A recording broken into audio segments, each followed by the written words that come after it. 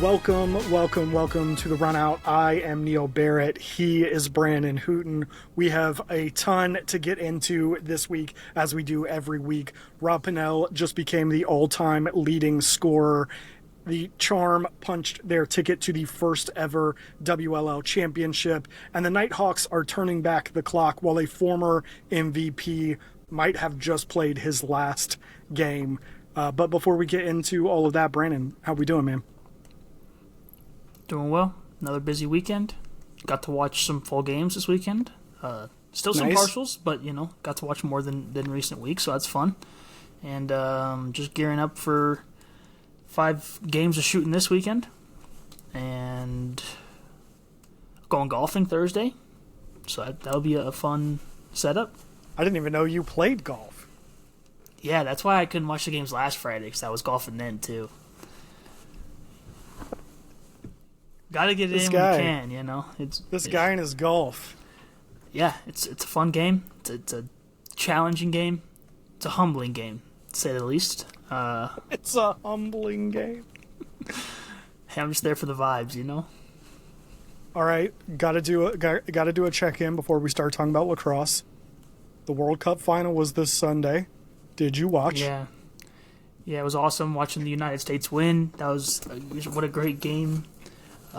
In other words, you did not take Mike Rabil's advice. I did take Mike Rabil's advice. I did not watch the World Cup. Instead, watched the PLL game. I don't think Paul took Mike's advice, but I certainly did. Paul definitely did not take Mike's advice. Yeah. Then again, maybe Paul had a little phone or tablet set up, in the suite at the World Cup, watching the game too. I don't know.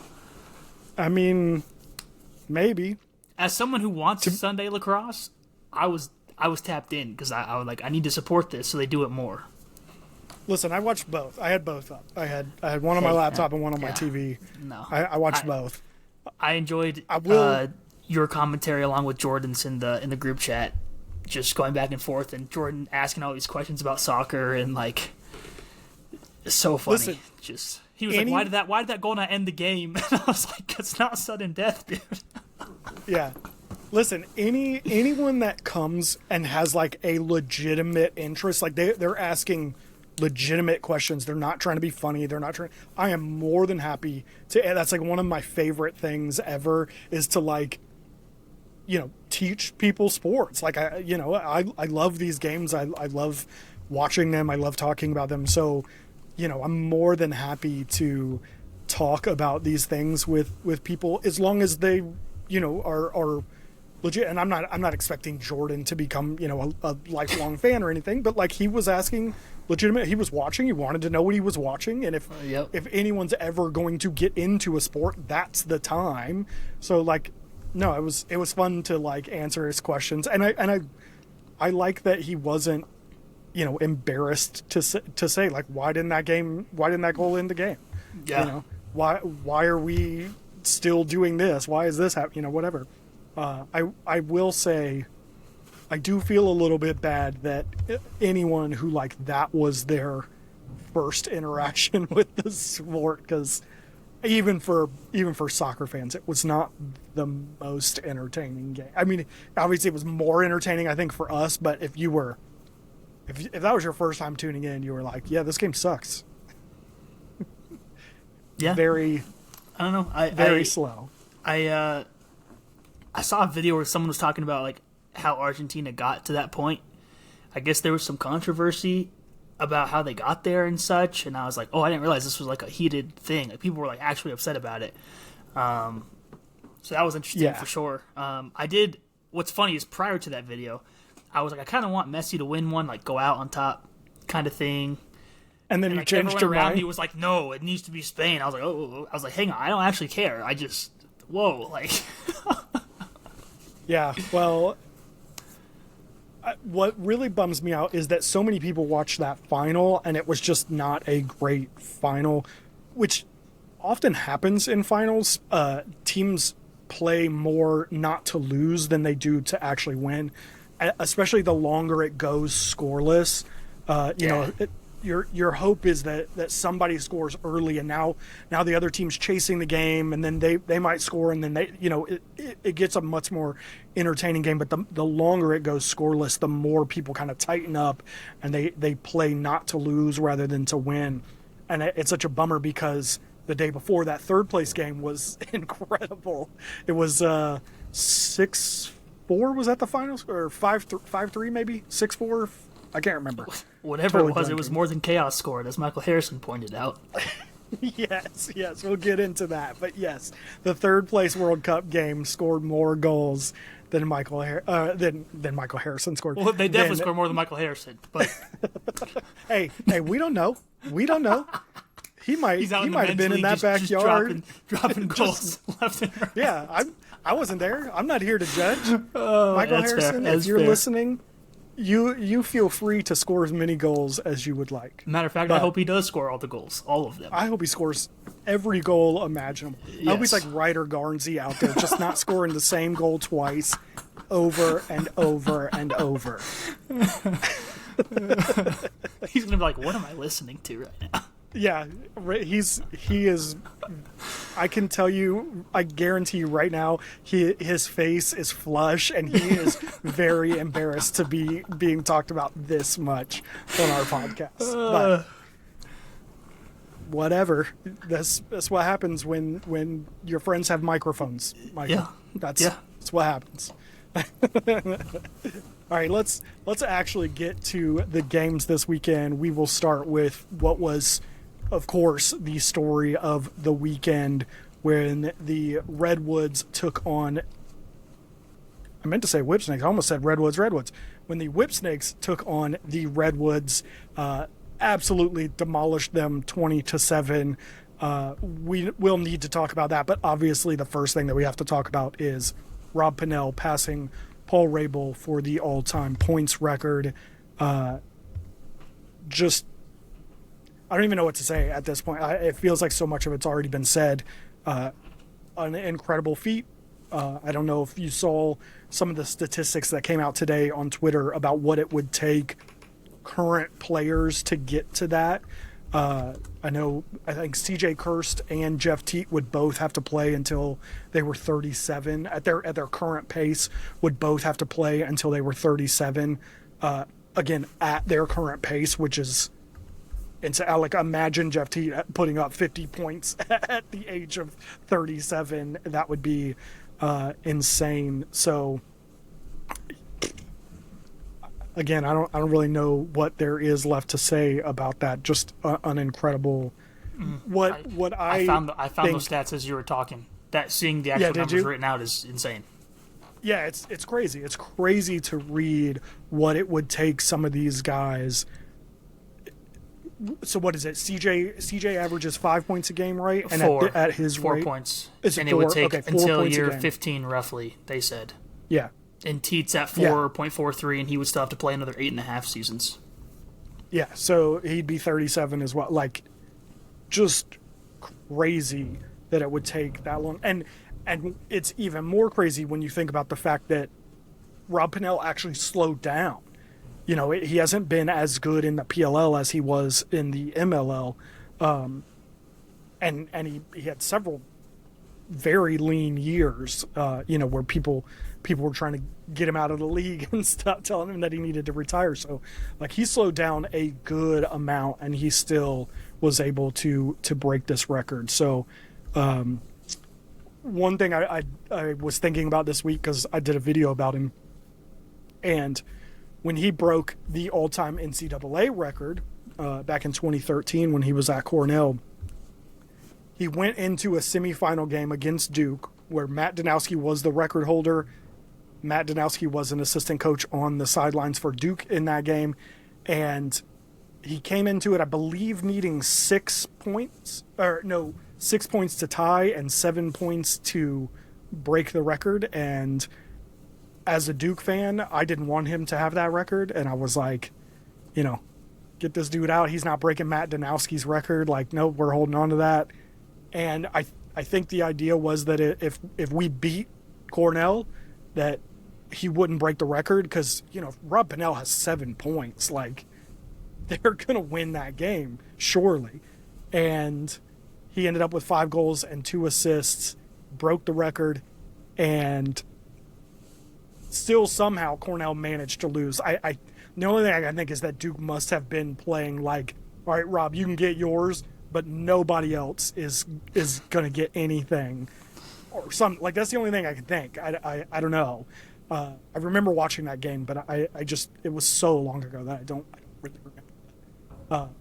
But I just think it's interesting that in that game he scored 7 points to break the record, and in this game he scored 6. You know, like he had, when push came to shove and it was time to break a record, he made sure it got broken and had arguably one of the better performances of it. I won't comment on his whole Cornell senior year, but one of the better performances of the year, especially in a semifinal against Duke. And then, of course, a 6-point outing at whatever he is, 36. Is that right? 36 now? Sounds right. Something like that. Something like that. You know, to have a 6-point record, point total is just crazy. Again, nothing but praise for Rob Pannell. And it's funny because back when he was at Cornell, I really hated that dude. I was like, anybody but he has such a punchable face, especially when he was younger, such a punchable face, and that it didn't help his, like, you know, dealing with the crowd, I guess, was that, you know, he just looked like a smug little punk, and you just wanted to be like, which is funny to say because he's like 2 years younger than me. But what was I going to say? But he's a lot like Kobe Bryant in that I come to I've learned to respect him and the way that he plays the game and the way that he goes about it and the length that he has done it for. So, yeah, I don't know. Yeah, I don't know. I wasn't happy he broke it because I wanted him to break it this weekend. Yeah. So that was cool. I am glad he broke it with a goal, though. I had no assist count towards it, but like it would have been really anticlimactic to have it be like a regular pass to a teammate goal. So I liked it. And I like that he was just aggressive the whole time as opposed to just like sitting back and kind of letting. Granted, when your team's killing the other team, it's probably a lot easier to just be like, well, I could just do whatever. But he contributed to that, so I appreciated that too, because sometimes I think players get shy when something like that pops up. So, congrats, I guess. You should have saved it for this week, but whatever, it's fine. So mad. But, like you said, they absolutely demolished the Redwoods 20-7. This felt like one of those games. You and I have talked about the Redwoods several times this year, and about how we thought they were one of the better teams in the league. And I think a lot of people are going to draw conclusions from this game. But this, to me, just felt like one of those ones. You get a couple of these a year where a team just like absolutely does not show up for a game, and I don't know. That's the way it felt like to me. Was this game was just one where the Redwoods just didn't show. I don't think that the Whipsnakes are 13 goals better than the Redwoods. Is basically what I'm trying to say. Probably not, but I'm done saying this team or that team's one of the better teams in the league because every other week this happens. So I don't know. I mean, it wasn't even the only one of the weekend, so we'll get to some of the other games. But my thing is they didn't stop anybody. Like at very least, you either need to say we're going to let Rob get the record to stop everybody else, or we're not going to let him get the record out of spite and everyone else can get theirs. Instead, they were just like, they're like Oprah. You get a point. You get a point. But except it was like you get 6 points. You get 6 points. You get 6 points. Like yeah. To your point, I wrote this down. All 3 attackmen for the Whips had 6 or more points. Yeah. That is the first time in PLL history that's ever happened. Yeah. It got to a point where I was like in the first half when they were scoring, when they put up 8, I was like, man, this defense doesn't slide at all. Like they just kind of let guys just come around. They can get wherever they want, step downs, everything. And then like the third quarter came, and it was like that, but on steroids. again, and I was just like, and so Wardo was already struggling on top of the defense, just literally just like being like, you can just come on in. And I was like, come on, guys, like at least make it look like you're trying. Like, go hit somebody, do something. And there was like I just felt like the effort was not there, especially in a game like this, like we're talking about, where there's high stakes on the line. That you should have come in ready to go and be like, we're not going to let him do that to us. And instead, like I said, you let the entire team do it. And here you are. I think, what are they in the standings now? Like second or third? Or actually, are they even... The Redwoods, they're third. Yeah, they're third in the West right now. Yeah. Yeah, well, everybody's so bunched. Like, you lose one game and you just, like, plummet. Yeah. Like, we'll get to Carolina later, but I think they were second coming into the weekend, and now they're bottom. Like, it's just... I think so. I think so. Something. It's hard like to tell because of the way the tiebreakers go. That's true. That's true. But well, and we both thought that having I'm totally blanking on his name. Who was the Pole that came back this week for the Redwoods? Chris Fake. Yes, we both talked last week about how we thought having Chris Fake would help balance out there.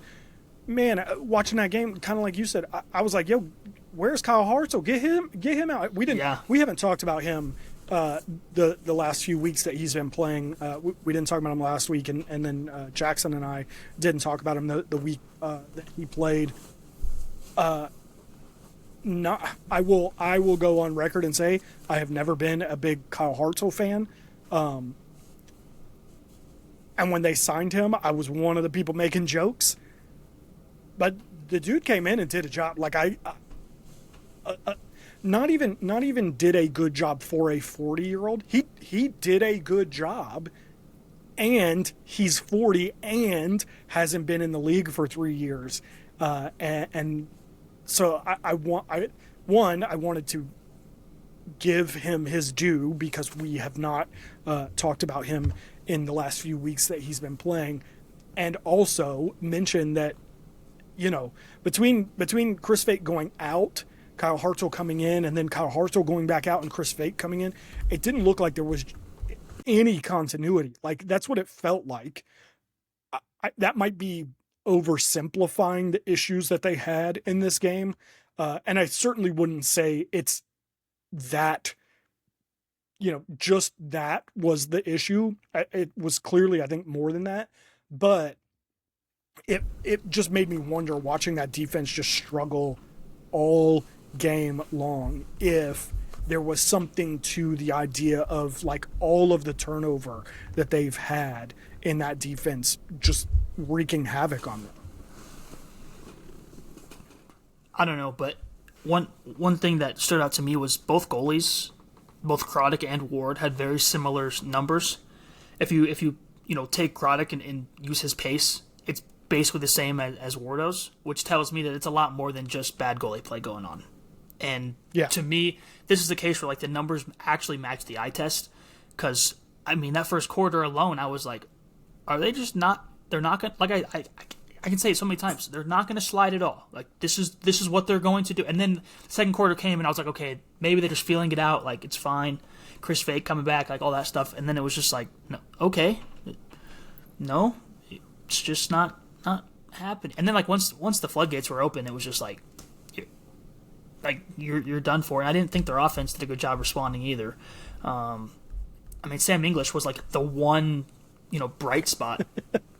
Like, I know the other guys had 2 points and whatnot, but, like, it did not feel like they had great games. No, and you and I both love Sam English. His game is great.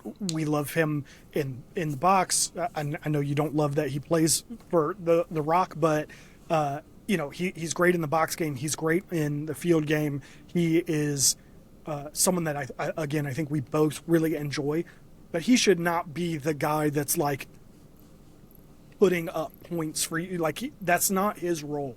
He's one of those guys that, like, can maybe eke out a win. If you can get some contribution for him, that's obviously really good. But it's not on his shoulders to go out and win you games in that manner. So, that's just like you said, that's just part of the problem. That offense did basically nothing. I'd have to get this verified. I saw a stat that said that this is the first time Dylan Malloy has been held without a point in a game since, I want to say it was like 2018. Again, don't quote me on that. I'm not saying that that is a true stat. I saw it, and I don't even remember where. But yeah, I mean, that's just crazy. Like, that offense is way too talented to be playing the way that they did. Andrew McAdory didn't look good. Ryder Garnsey didn't look good. Well, of course not, because I started McAdory in fantasy, so that's on me. His 2 worst games of the season, I started him in fantasy. So listen, don't worry, Andrew. I will not start you again. You're gonna have great games the rest of the way. I got you. We talked about it. We talked about it last week. Do I need to tell you what CJ did? Dude, I had him too. I think all of us had him, actually, because everyone I talked to was like, yeah, it's CJ. He got 4 points. I'm like, come on, man. Like, what? 50 coins for you? He had 4 points. You know who else I had on my roster? Brandon Lavelle, who had, and again, we'll get to him, had an incredible game. Guess how many points he had? Ooh, he probably had like 4 turnovers. He probably had like 45 points. 8.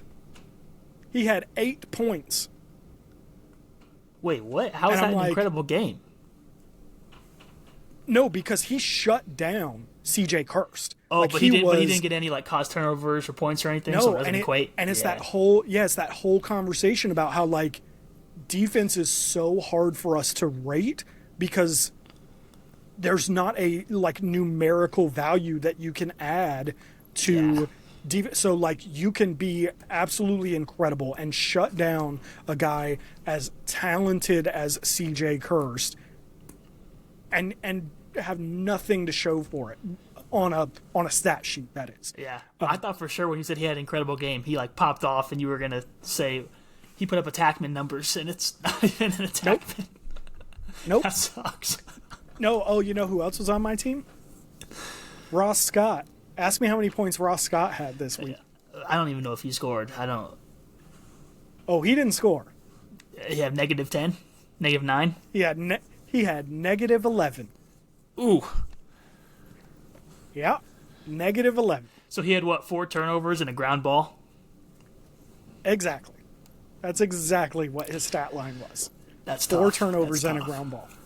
And I was like, what is happening? You join my team and you just are total crap. Yeah. So this week, make sure you tell me who's on your team, so I know not to pick them. I'm my phone's over there, but I'll text you in a little bit and show you who's on my team. It's gonna be everyone I want to put on my team. I'm gonna be like, well, and you're gonna be like, oh yeah, that's a pretty solid looking team, and then nope. Yeah. That's awful. No, in fact, I what I usually do is do like the AI like generate, and then I go in and maneuver it. I just sorting through everybody. I'm like, I don't want to do this. I don't have time for that. I told my family this week I might just use that generate because I clearly cannot put together a team that's good. I even won this week, and my team was still like garbage. So I'm like, I'm just gonna start like seeing where they're feeling, and go from there. That's what I do, and honestly, I should probably just leave it, because again, I start overthinking things, and I'm like, well, but this guy, but that guy, but I do remember that they put CJ Kirst on my team again this week, and I was like, nope, not doing it. Get him off, get him out. 60-point game incoming. I know. Book it. I know. Because I have taken him off, he will go off. Yep. But anyway, I did wonder, going back to Rob Pannell real quick before we move off of this. Obviously, he is one of only 3 people to reach 600 points, and obviously has the record, the all-time points record now. But my question to you is, would it be fair to say that you don't have him as the greatest player of all time, at least as far as field goes. Is that a fair statement? Who was saying that? Who was saying that? Well, I mean, he has the all-time points record. You know, like there's an argument to be made. But my question, so you don't have him as the greatest as the greatest? No. Field player, yeah. No. Okay.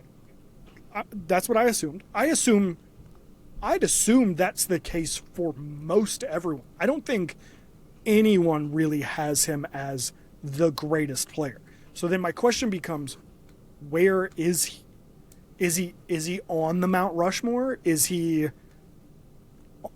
top 10? Like, you know, I think he's going to be tough to even make the Mount Rushmore, if I'm being honest. I'm not holding you to this, but who are 4 people that you would have above him?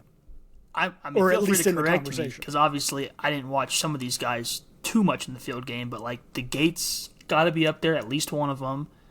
Paul Rabil, obviously, that's like a shoe-in. Well, here's my thing about the Gates. First of all, I don't think Paul Gait would be up there. It'd be Gary. It wouldn't be both. The other thing that I have, my other thoughts about Gary and some of these guys, like even like Mark Millon and Top Marichek and a lot of these guys, a lot of those dudes were like 30 plus when the MLL started. So when we talk about pro lacrosse history, at least in terms of the field game, I struggle to put guys like Gary Gait and Mark Millon and some of those up there because they just didn't play. Now, the counter argument to that is that even at, 35 or whatever, Gary Gait, he may not have even been that old. I just know he was like full on gray when the MLL started. I mean, even 2002, 2001, first year of the MLL, he was dang good. And I believe he won an MVP the first year, maybe the second year, I can't remember. And so maybe the argument is just that like he burned brighter. I don't know in terms of longer. But even then, like, are you putting a Powell up there? Are you putting John Grant Jr. up there? These are just the offensive guys. I know people won't put goalies or defense up there, probably, but I'm just saying I think you have a better argument for other guys on a pure Mount Rushmore. Well, but here's the thing, because I agree with you. I think that's the way people think. I think kind of consensus across the lacrosse community would probably say that. They'd have Rob Pannell behind the Powells, behind maybe the Gates, maybe probably even behind Paul Rabil, but then I think about it and I'm like, his points per game is higher than basically everyone. He's got an MVP. He's got championships. Like, what is it? He has the all-time points record.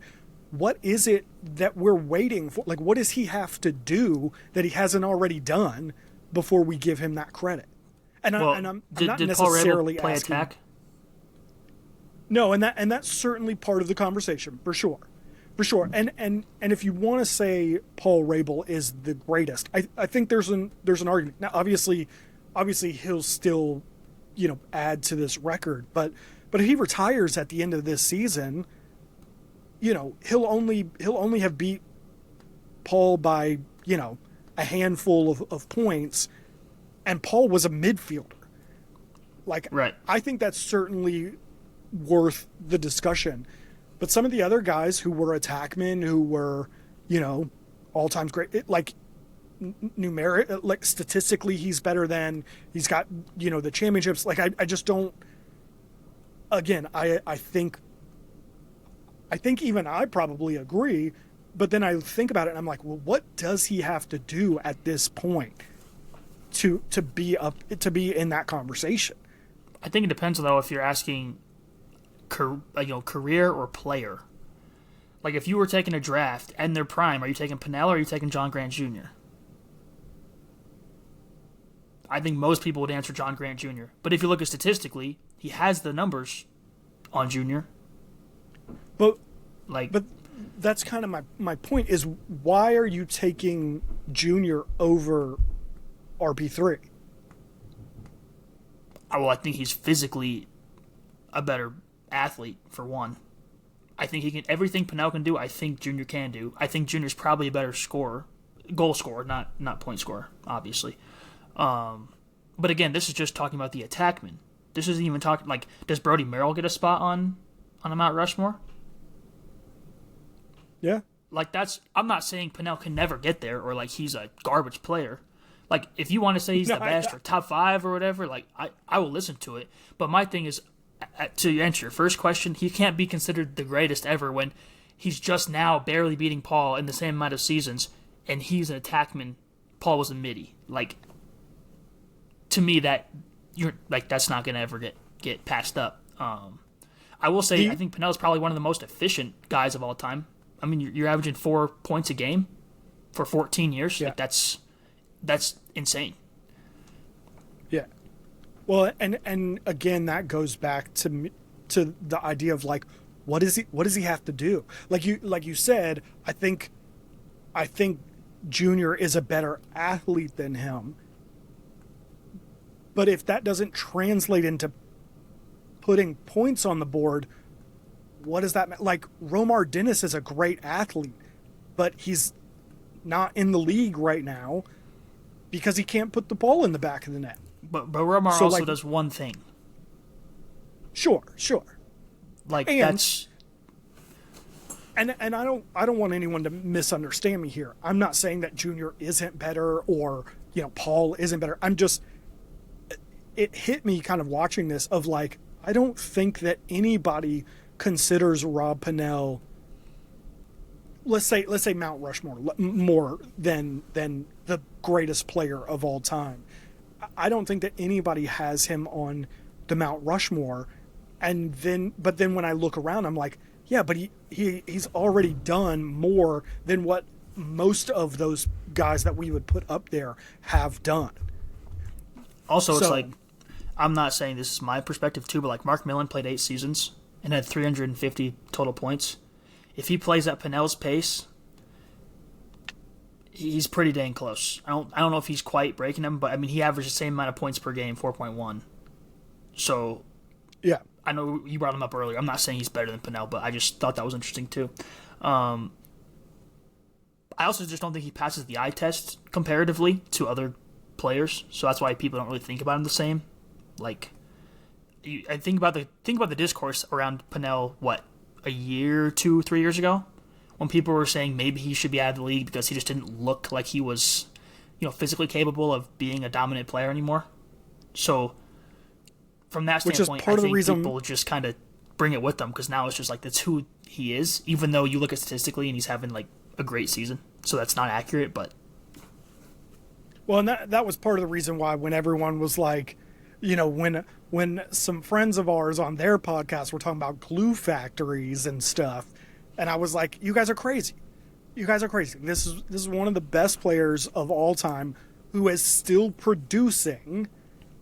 He's just, maybe he's not in the right fit, or maybe the team just isn't very good or whatever, but like, yeah, it's not an issue with him. Now, to prove my point that I'm not saying that he is or isn't. As far as I'm concerned, Lyle's the best player I think I've watched. Lyle and Mikey Powell are probably the 2 best players that I personally have watched play this game. Neither of them have the stats at the pro level. Lyle has 1 championship. I think Mikey has an MLL championship. Actually, Lyle has 2, doesn't he? Because he won an MLL championship. The first year of the PLL, didn't he? I think the Bayhawks won that 2019 MLL championship. Well, when would a second one be, though? The NLL with the Swarm. Oh, sorry. I didn't realize you were counting that, too. I was like, when did he win a PLL chip? Like, Yeah. You're right. We've been talking about field. I shouldn't have included that. You're right. But I don't know. I think But it'd in be that- fair to say Pannell. Like, would it be fair to say Pannell's a top 3 attackman all time? Well, see, this is where this conversation gets like really into the weeds, because, like I just said, Mikey Powell and Lyle Thompson are the 2 best I've ever watched. Those 2 are attackmen. That's 2. That means I got 1 spot left, and I got Junior, I got Casey Powell, Ryan Powell, I got, you know, why am I blanking on all attackmen now? Or who's another good even attackman? just top 3 all offensive players, including middies. Well, and then also the question is, like, how are we defining this? Because I think the conversation is about pro. So as far as offensive pros go, I mean, again, what Paul Rabil did from the midfield is insane. So, like, he's up there. You know, like you said, you got Junior up there. You got, you know, you got Mark Millon. You got there's so many guys up there. We'll get to him in just a minute, but where does Matt Rambo fall on this? Ooh, in terms of like bias will get me on that one, so I'm the wrong person to ask. Right. Well, and like you said, I think that's part of the issue with Rob Pannell, is that a lot of people maybe don't remember who he was for the Lizards, or, you know, again, this is a pro conversation, but who he was for Cornell, and are remembering the last few years with the Redwoods or whatever. You know, I'm not suggesting that Matt Rambo belongs in this conversation, but in terms of the PLL era, like, Matt Rambo's one of the best players of the PLL era. You know, the last few years haven't really shown that, but so yeah. I don't know. I think it'd be fair to say that Pannell has had a top 5 career for sure. If we're talking about just offensive player Mount Rushmore, sure, he's probably had the best career because he stayed healthy enough to play enough games in seasons, even now at his old age, quote unquote. He's putting up the numbers offensively. It's not just goal scoring; it's assisting as well. Like, so from that standpoint, like, you got to put him up there. And I think most fans, I think, would probably agree to that. But, like, I saw the video that Mitchell Pelkey did with PLL this week, asking all the fans about their Mount Rushmore. Some of them were definitely trolling with some of their answers. Like, Brendan O'Neill's in his 3rd season in the league. There's no reason he should be on the Mount Rushmore yet. But I do think there's, like, certain people that didn't even think about, like, other positions. The one kid said 2 goalies, and I was like, okay, well, at least we're thinking about, you know, more than just attackmen here. But well, you know what was really funny to me? The question was your pro lacrosse Mount Rushmore. How many people said Jim Brown? yeah. That dude did not play pro lacrosse. There was no pro lacrosse. Hey, he was a good lacrosse player, though. I'll tell you what. He was so good that he makes the pro lacrosse Mount Rushmore, even though pro lacrosse wasn't a thing for like 40 years after he stopped playing. But whatever. Can you imagine what he would have been doing, though, as a pro? Man. Dude, a monster. 1,000 points. Last kind of comment on Rob Pannell, and we'll move along. But I think I have a comparison. Let me know what you think. I think Rob Pannell is Emmitt Smith. He is the guy who was good enough and healthy enough and on good enough teams long enough that he put up numbers. And you can't argue with what he did, but when people are naming the best running backs in NFL history, he's kind of an afterthought. I think, like you said, I don't know that he, or I don't want to put words in your mouth. I think this is kind of what you were alluding to. We often tend to think of people that made us, for lack of a better term, feel something when we watch them play. And I don't know that Rob Pannell ever did that. He was a very like straightforward kind of player. He played the way that like you would draw it up on a chalkboard. And I don't mean any of this as an insult. It's still an incredible thing. Emmitt Smith was always one of my favorite players. But I think just generally, people don't think of him as one of the best running backs of all time beyond the numbers that he put up. Just a thought. Just throwing that out there. That's my comparison. Probably fair. All right. That's all I needed to hear. Probably fair. Let's move on. Can't wait for the discourse under this episode now. You think people are going to come at us? Listen, I don't know if they'll because necessarily come at us, but I think they will definitely have some strong opinions and be like, "Oh, I can't believe they said this or that." When in reality, we're just saying there's a lot of opportunity here. Listen, in that segment, not only did we denigrate Gary Gait, well, I did. Gary Gait, John Grant Jr., Mark Millon. We also denigrated Emmitt Smith. Like we're just throwing everybody under the bus now. Technically, we're just talking about the best of the best all time. It's true. really a compliment That's true. that they're in this conversation. You know, I completely agree. That's how I view it. The fact that you're even being mentioned means that you're in the conversation, and none of it should be an insult. It's literally splitting the finest of hairs between all-time great and second, 1A and 1B on this list. All right, let's move on to some of these other games from this weekend. Oh, first of all, I should have gotten directly into this. It was Indigenous Heritage Weekend. We talked a little bit about the jerseys last week, but we actually saw them on the field. What changed and what didn't change, of your opinion, of the Indigenous Heritage jerseys? Nothing. Nothing changed? None of them were better than you thought they were? None of them were worse than you thought they would be? No, I mean, like you pointed out, the Outlaws, this is the problem, is the jerseys were all different from what they showed us.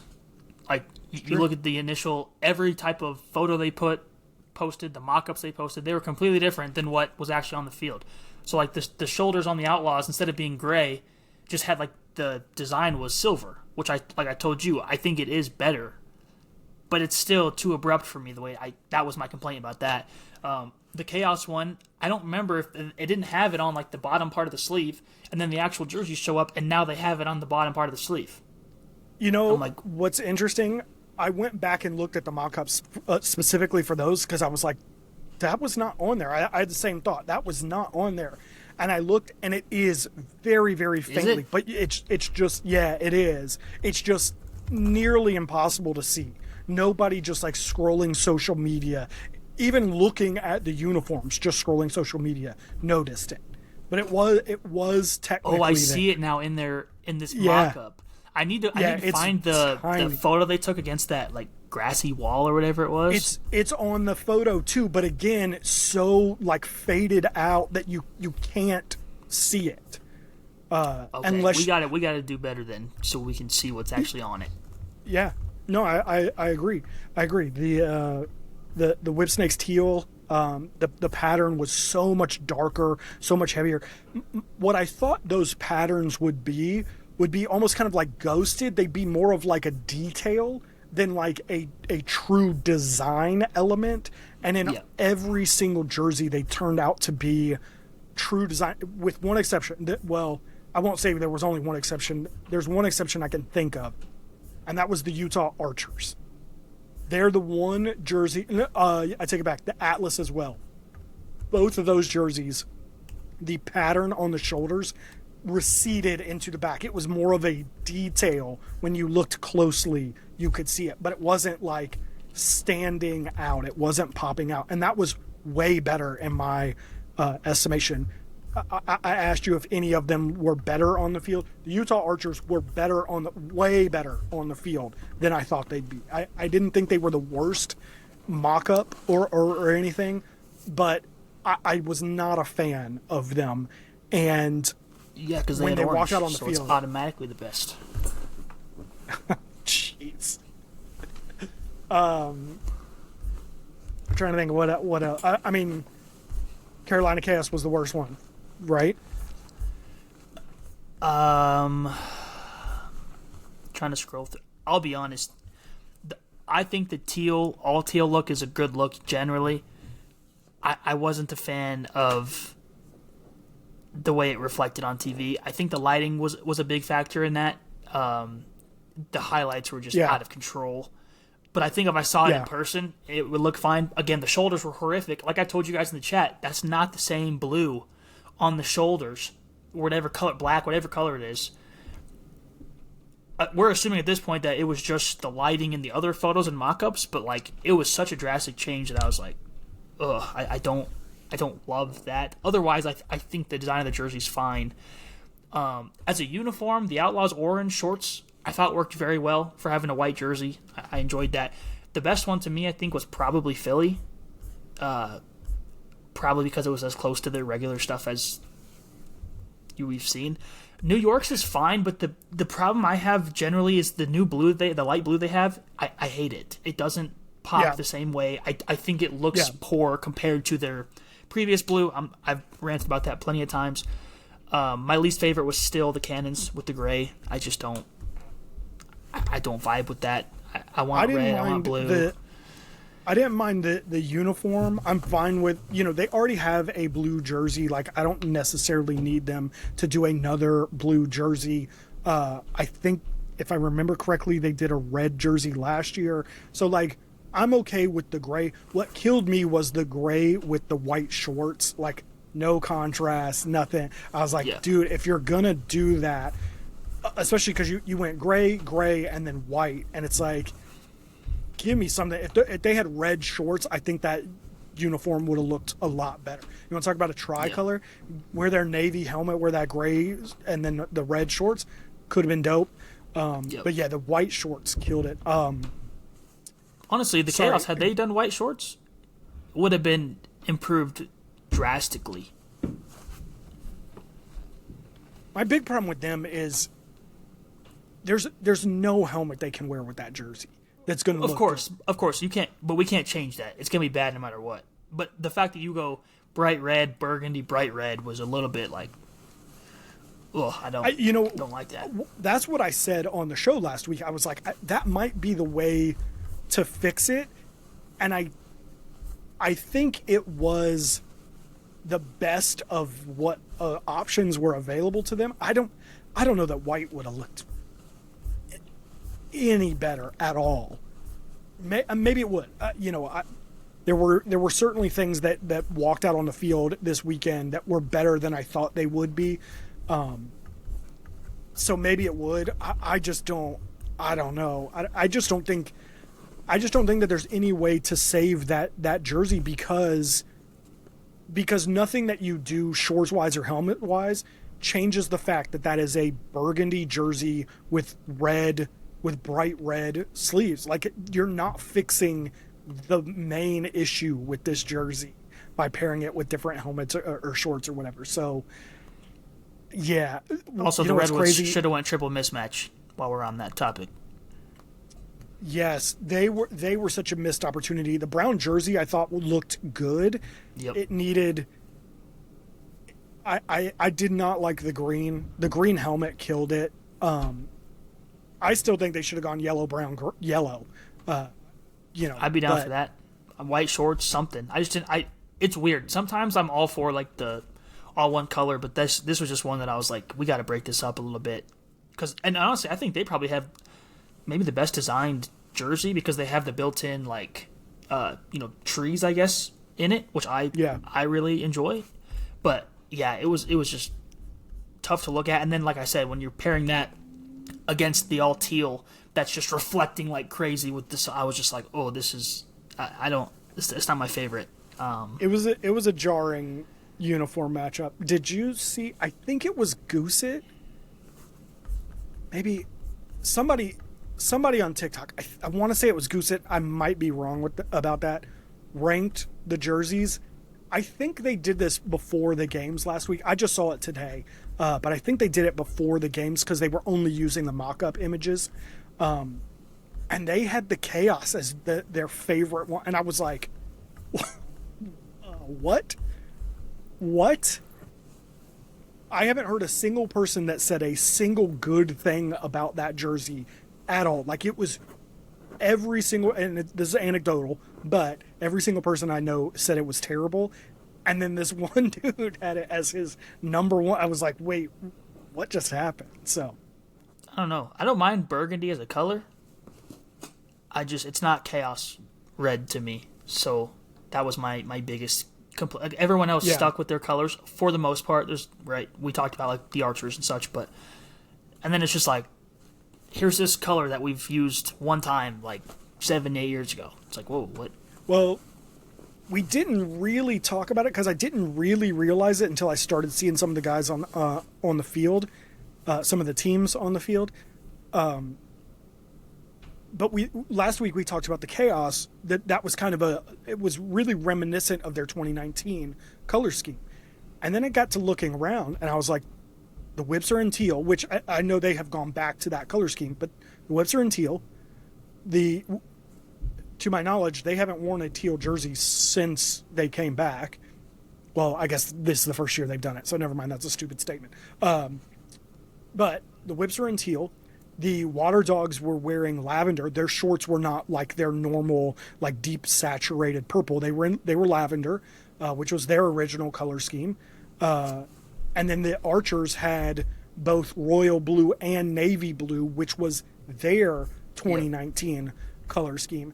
And I was like, surely this isn't a coincidence. Like, they never mentioned it. They never said that was part of it. But I'm like, surely this isn't a coincidence that we have all these, like, original colorways being used, right? Like, which is weird that they did it for this instead of Throwback Weekend. Yeah. Or maybe they will for that as well, and it's just like that's what they're going to do. Yes. Yeah, I wondered about that, too, if they would do it, too. And maybe that was just kind of a way of like linking these two together or something. But I just don't understand why you would do that burgundy for Chaos if not. The only thought I had, the way I would fix it, if you just really want to do this burgundy colorway, I'd have gone burgundy and black and tried to do like a Washington College or UMass kind of like colorway and just get rid of the bright red, because that's the two reds clash. Like, that was the issue. I think the main issue with the design itself was fine. I didn't think it was anything special, but it wasn't bad. It was just the clashing colors were just so bad. So, anyway, let's talk about the games on the field and not what they were wearing now. Next up, we saw the Denver Outlaws take on the Carolina Chaos, and the Outlaws won 10-8.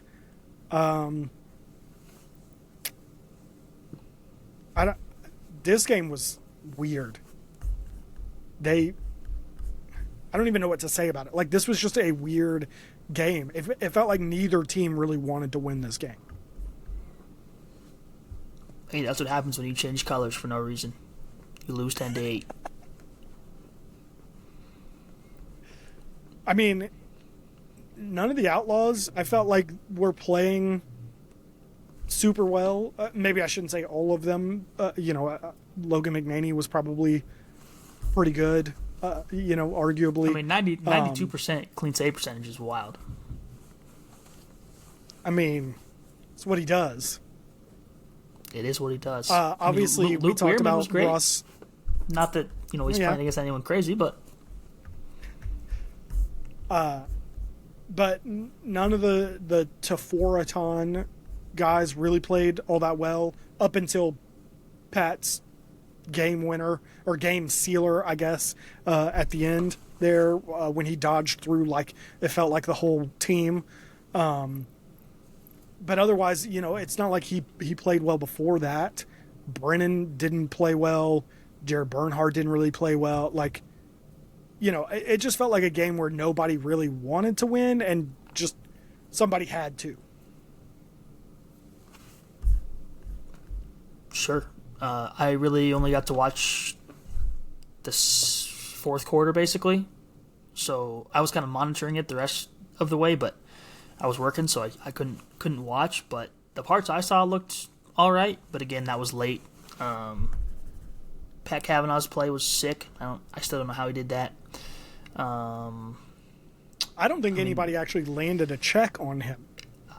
Like, I don't know. Which is I don't know saying why they something, threw the flag.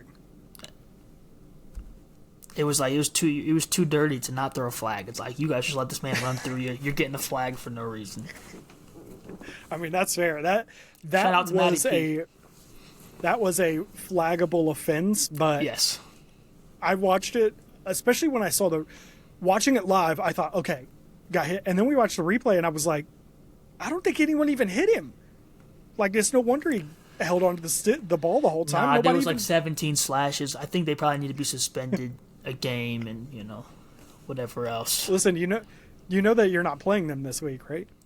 I don't care. Suspend them anyway. Suspend them the next time we play them. That's the only that's the only thing that makes sense right here. Oh,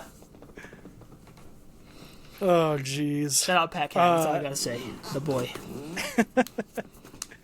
The biggest thing is the Outlaws real quick. The Outlaws cannot continue the trend and lose this week. Now, they play 2 games, so if they lose and win, then this is 2024 all over again. Because that year, they literally one lost.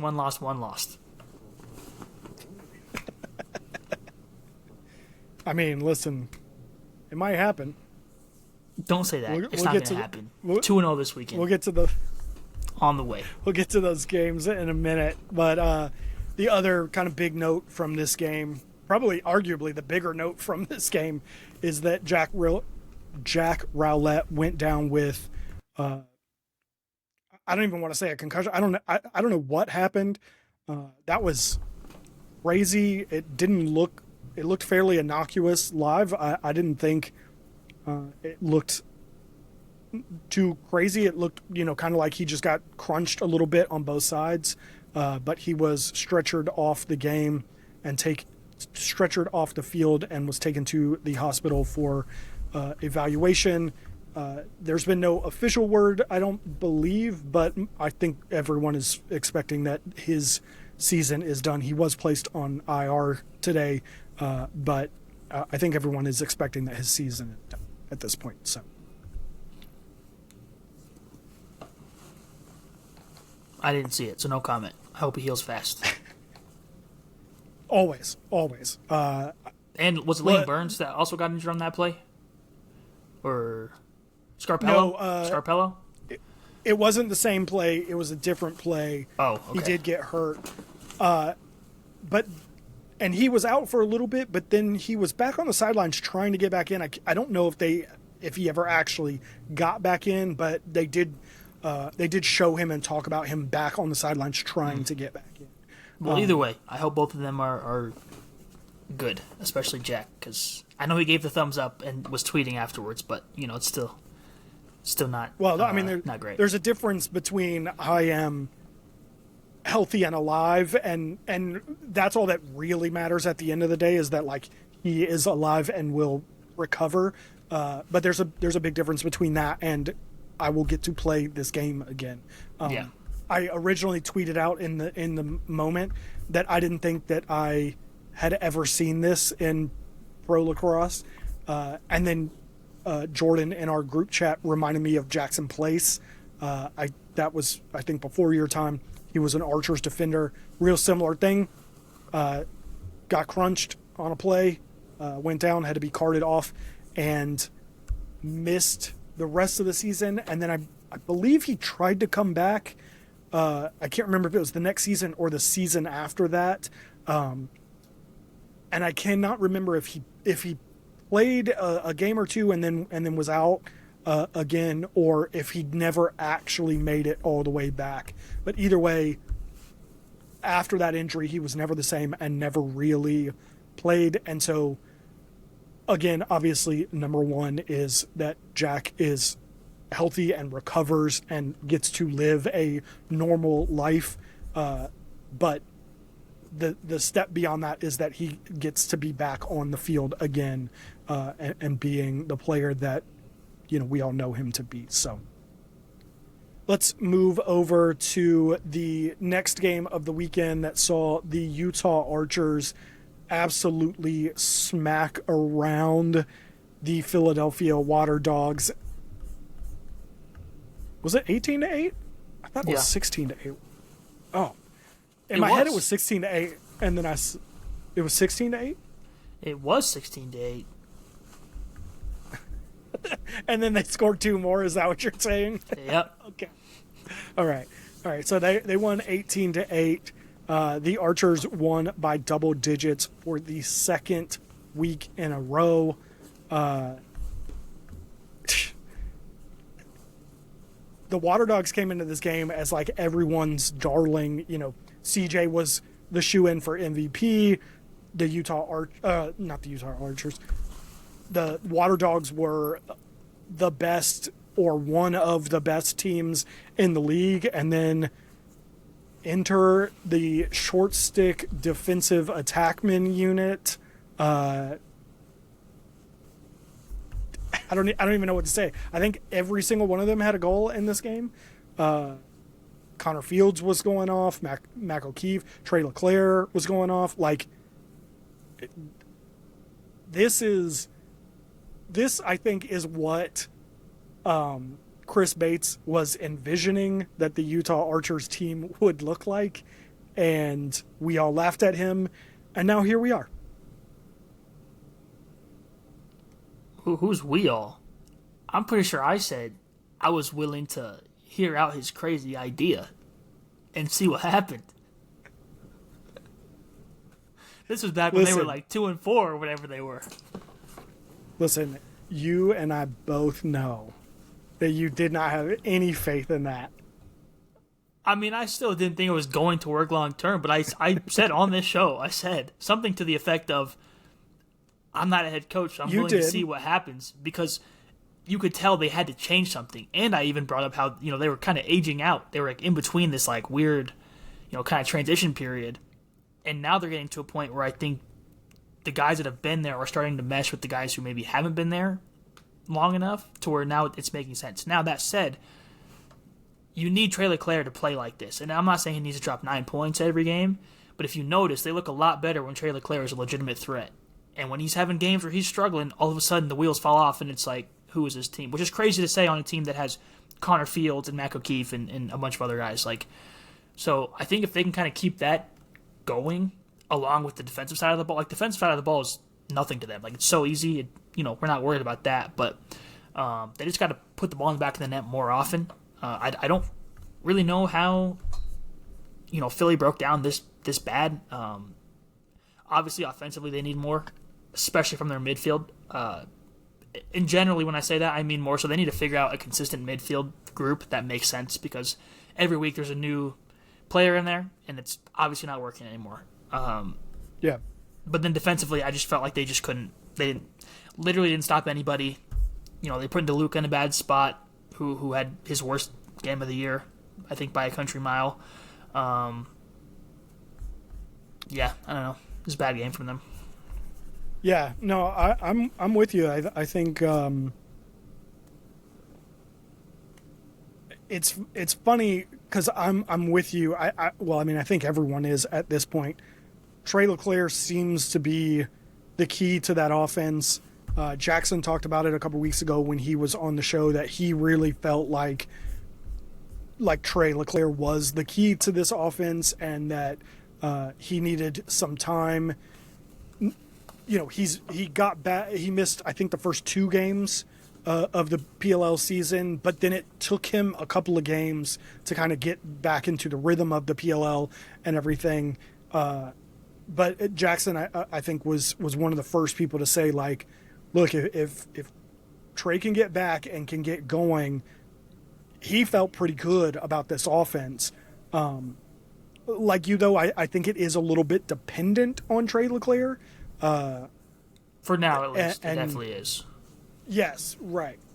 So, you know, because the problem is he came in with 0 points that first game he played, and then he had that big 6-point game, and then had 3 very pedestrian weeks, to where it's like, all right, come on. And then now he pops off like this. So it's like, if they can find a nice middle middle ground there to where he's putting up 3-4 points a game, and you have to respect him, like, because then it opens up stuff for Fields as well, and it's like this is easy at this point, especially when your defense is giving up 8 goals a game or whatever it is. Like, you need 9, dude. You don't even need to get double digits. Like, no, and not saying that that's like a plan for success every week into the playoffs and stuff, but like if you know for a fact, okay, we're gonna hold them to 8 or 9 goals, we only need 9 or 10. Like, seems pretty. No, I'm with you. Like a pretty good team. No, I'm with you. That team, that defense is insane. And my question, and I'm not even asking you this because I'm pretty sure, I'm pretty confident that you're on the same side as me. But my question is, how long until we start talking about Brett Dobson for MVP? Dude has been insane all year. The Archers. I said these things last year. He's just continued it. Yeah. People didn't want to listen because they were bad last year. Now they're starting to heat up, and people are like, "Oh, look at Brett Dobson." I was getting ready to say, I think a lot of people agreed with you that Brett Dobson was incredible, but the team was not very good. This year, they are significantly better. He should have been MVP last year, and I will stand by that. And he potentially could be MVP this year. Yeah, and you and I last week both said it's CJ's MVP, but the only guy that has a chance of catching him is Brett Dobson. And then we had this weekend, and now I'm as far as I'm concerned, it's a 50-50. Yeah, there's a doorstop. Yeah, maybe it's not. There's a doorstop in between there now. I'm like, yeah, they're neck and neck as far as I'm concerned. And if CJ has another game, and I'm not even talking about this week, I'm talking about like if there's another game this season where he just is completely out of it, I think it might be enough for him to lose the MVP, which feels crazy considering where he was just last week. Yeah, but I think Dobber needs a couple more games at 60% to really solidify it. Most likely. Well, maybe to actually win it. In my mind, I don't need him at 6. I don't need him at 60%. I need that defense to keep holding teams to 8 points. Because as far as I'm concerned, and I don't mean this with any disrespect towards that defense as a whole, because it's very good, but as far as I'm concerned, he's the leader of that offense. He's the leader of that defense, and he is one of the biggest reasons why they are able to hold teams to such low point margins. It for me, it's a lot like a quarterback in football. Why are we talking about football so much today? But it's a lot like quarterbacking in football, where the quarterback gets the credit and the blame for how the offense plays, and I think goalie is a very, very similar position where they get all of the blame when the defense isn't performing well and they lose their job. Then the flip side of that means that when their defense is playing well, we should be giving them more props. So as far as I'm concerned, Brett Dobson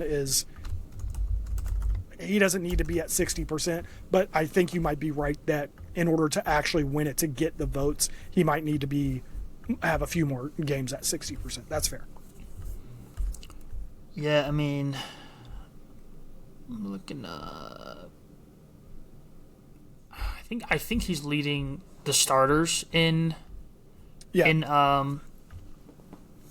is save percentage.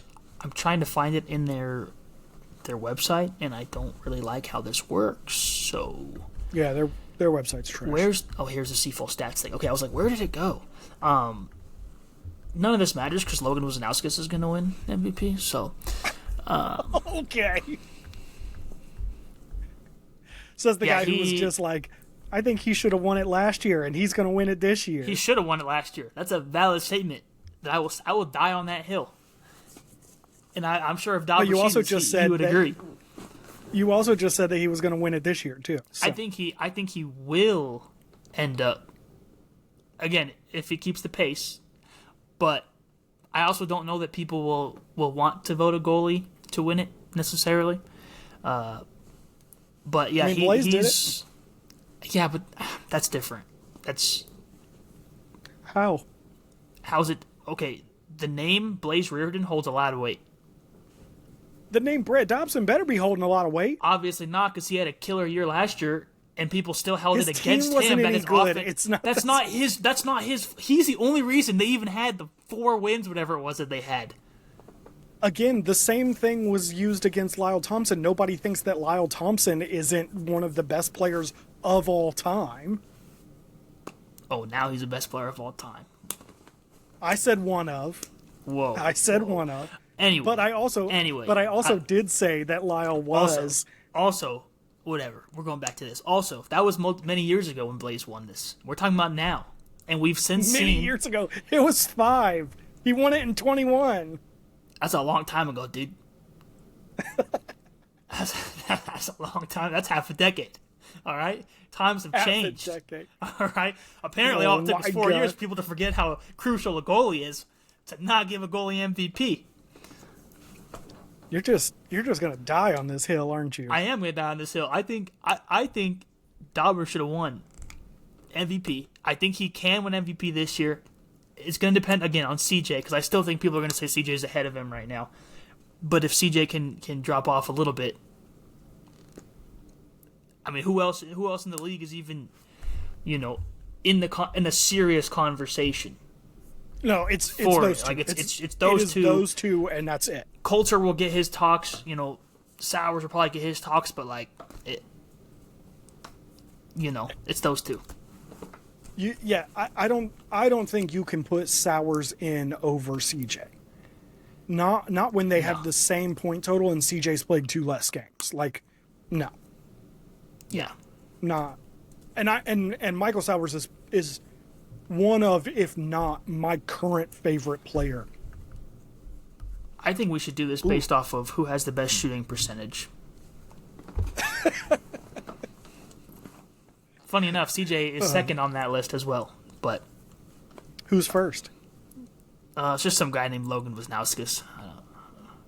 Oh, jeez, I should have. How did I not see that coming? Jeez. If he ends up as a finalist for MVP, he doesn't have to win it. He just has to be a finalist. You're never going to hear the end of it. Logan Wisnauskas. No. I hope he does. Attackman of the year, something. Who would be the... Should we do 4 or 5? It'll probably be 4. 4? Okay, so who would be your 4 finalists right now? For Attackman or for MVP? For MVP. Dobber, CJ... Hang on one sec. I'm trying to reset these numbers here.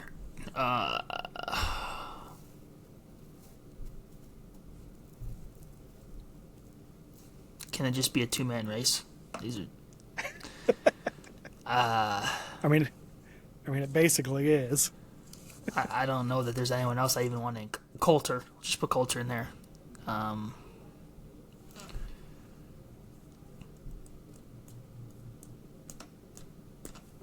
See, even you don't want to put Logan Wisnauskas as an MVP.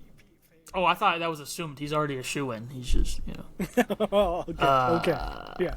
I'm trying to... Where's the... Emmitt Carroll? I don't know. I don't know who that 4th one is. Honestly, it'll probably be a big-name attackman who had a good season, but not MVP level, just so it can be an enticing race. And it's not going to matter because it's going to be 2 guys, and that's it.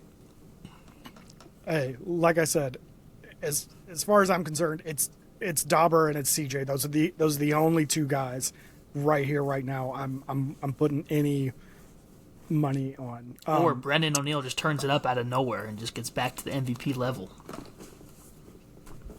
It's been so long though. I'm not even sure he could do it at this point. 5 more games. 5 more games. All he has to do is put up Tre LeClaire numbers for 5 games. what would it take out of those 5 games to get him there? I mean, he's averaging 3 points a game right now, which is... Brennan is? Yeah, he has 21 points in 7 games. 14 goals, 7 assists. All right.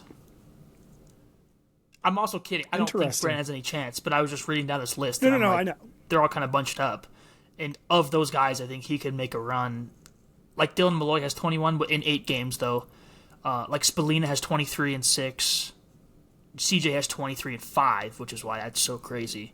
And then you got a bunch that are all at 8 games apiece, basically at 24, 25, 26. And then Coulter's at 28 in 8 games. Like Coulter's having a great year, but I think it's more of a quiet year, which is why I don't think he has any legitimate, chance, even if he's a finalist. But then again, like, it's good. Honestly, I'm more interested in seeing the way that it worked out with Dobber last year, and the team was so bad. If Philly continues down this path and ends up in a similar situation, I want to see how the discussion is regarding a CJ and a Michael Sowers at the end of the year. Listen, I think we've already set that precedent with Lyle Thompson, with Brett Dobson. Like, we have set that precedent. I'm not changing it. If that's going to be the precedent, that's fine. That's fine. I don't love it. I thought Lyle should have at least been more in that conversation. I think he was technically a finalist, but like, I don't think anyone thought he was actually going to win it because of how bad the Cannons were. And so I don't necessarily agree with it, but that's fine. If that's the precedent we're setting, that's fine. But I'm not breaking that precedent for CJ Kirst. He has to. He has to. If the precedent is that you're so good that you are bringing your team along with you, then that needs to be the precedent, and we're not breaking that precedent for the media darling that is CJ Kirst. So, also, I misspoke. Brennan has 8 total goals and 11 assists. But obviously he has 2 points, which is how he got to 21. Dylan Malloy is the one that has 14 and 7. All of a sudden I was like, wait, he only has 8 goals? And then I was looking at Logan Wisnauskas, who has the same 7 games played, 21 points, but he has 18 goals and 3 assists. That's hilarious seeing the total differences. Anyway. All he does is shoot. Hey, he's efficient at it too. This is a good transition point because last year's MVP played the Boston Cannons with his team, the New York Atlas, and they were up. I don't remember the exact score. I want to say 10-6, 10-5, something like that. 10-5, 10-6. They were up 11-8 at half. Yes. Oh, you know what it was? It was 11. I think it was like 11-5 or something because they scored like 3. It was 11-5, and they scored 3 points in 5 seconds. And win it. And that seemed to be the backbreaker. That seemed to just absolutely kill them because they came back out in the second half and just nothing. And I believe Boston scored 10 straight goals to run out with that victory. I don't even want to necessarily talk about this game because I don't know, man. It wasn't that fun. We were just talking about the MVP. Do you, putting aside your belief that Brett Dobson should have won last year, does this make you reevaluate last year's MVP and Connor Schellenberger's season?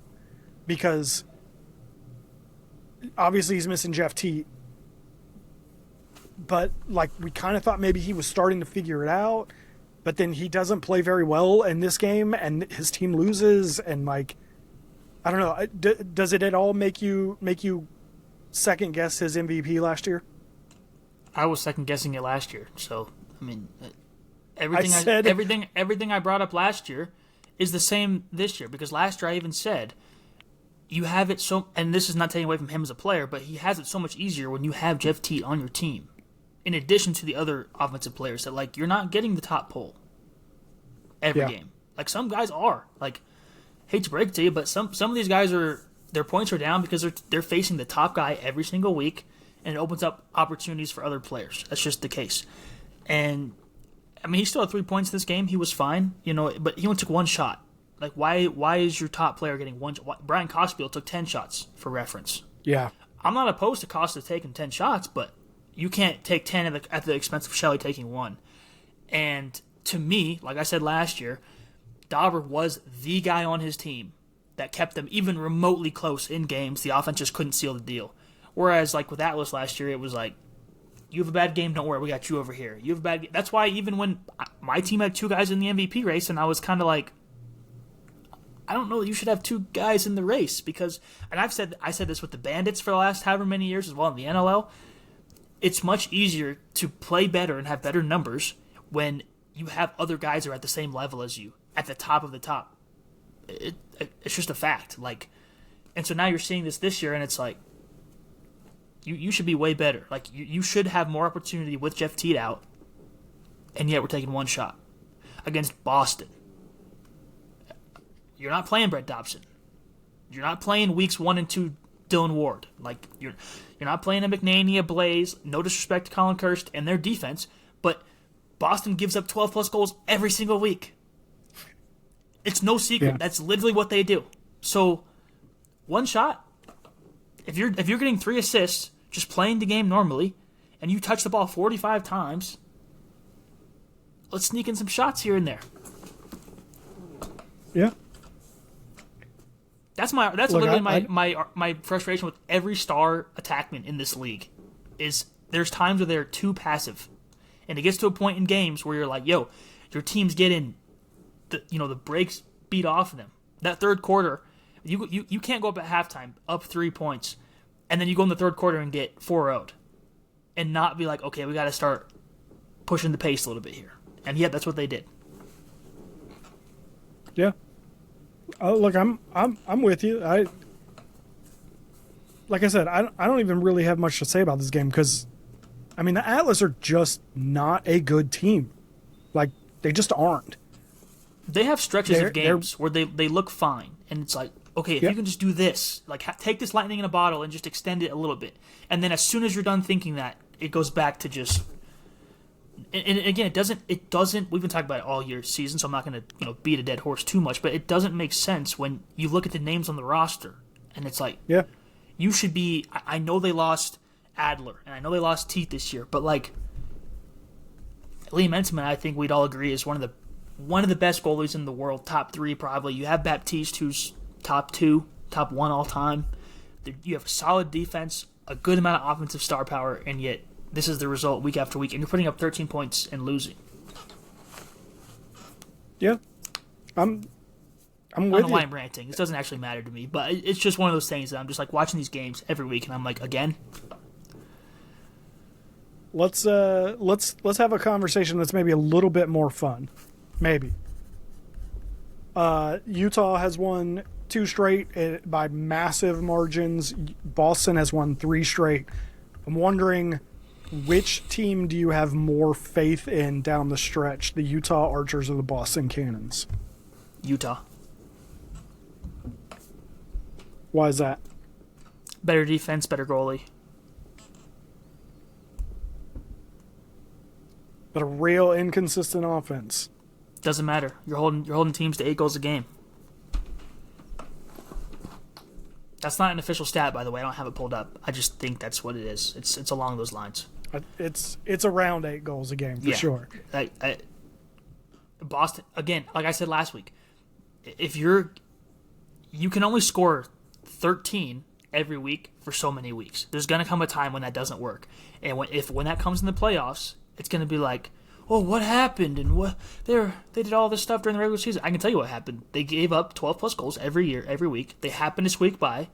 They get to a crunch time game, and that's when it's going to bite them in the behind. And Utah's not doing that.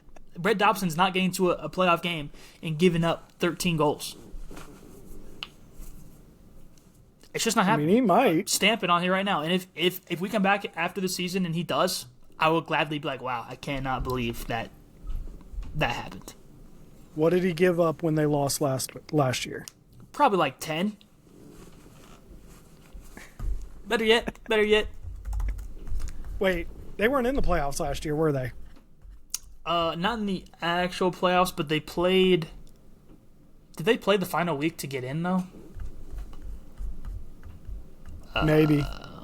Hang on. 1, 2, 3, 4, 5, 6, 7, 8, 9, 10. This does not have playoffs in it, so I don't think they played playoffs. But that last game against Chaos, he gave up 10 goals. 60% save percentage. 11 goals. Now, hang on. I apologize, though. That's goals that he gave up, not scores. So he must have given up 2 points in that game. Because it was 14. So that was 15 then, I guess, that game. But 15. The game before that, 9. He had a rough one 2 weeks before that was 16, but like 10, 11, 7, 9, 11, 13. And his save percentage that entire season, too, was astronomical. 68, 65. He dropped down into 54, 55. 50 was slowest. Goes back up to 53. 60, 68, 56, 60. Oh, and he had 15 saves, 15, 12, 15, 10, 16, 17, 17, 14, 15. Like I said, as far as I'm concerned, him and Jeff Teat are basically the only two that I'm listening to conversations about best all-around player in the world. It's those two dudes. Yep. And that's it. I take it back. There's probably a few other I would, except they don't play one or the other anymore. Yeah.